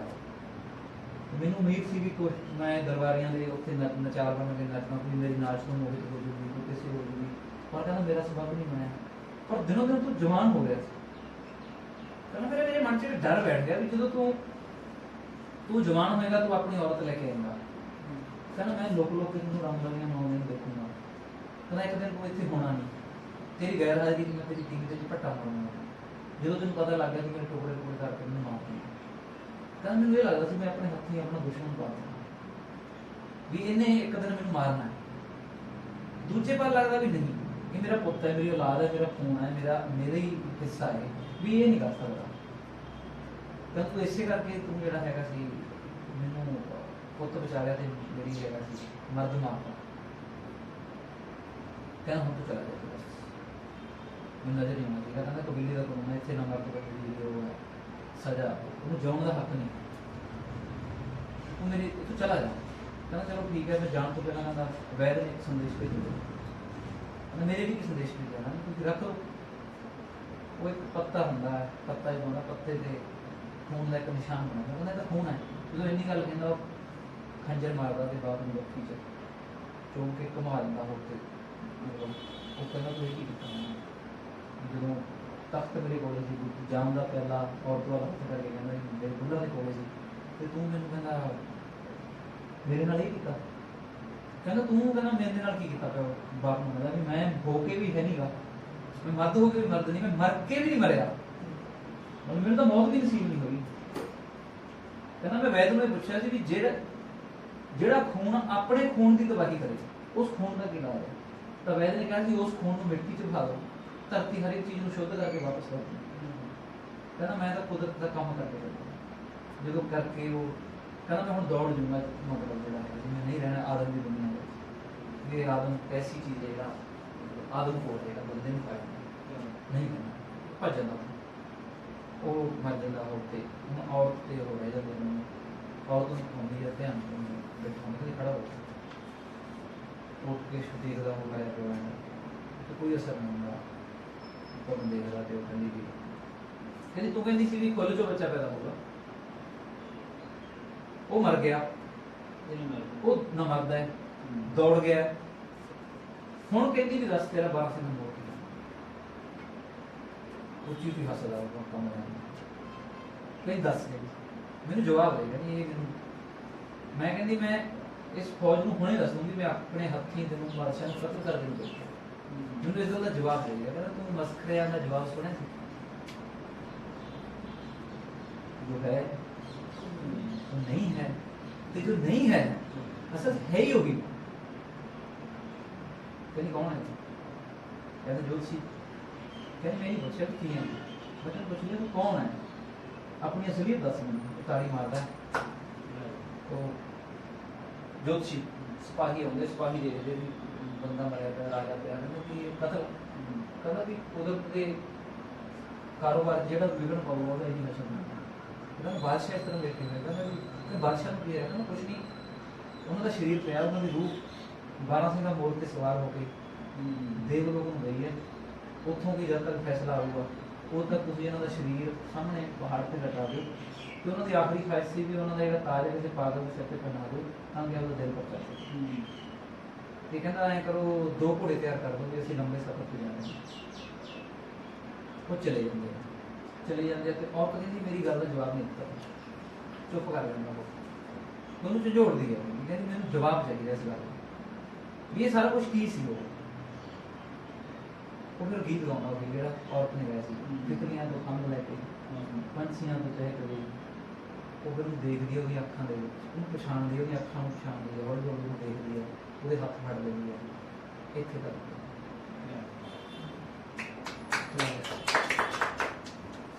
ये अपना नाटक है क्या?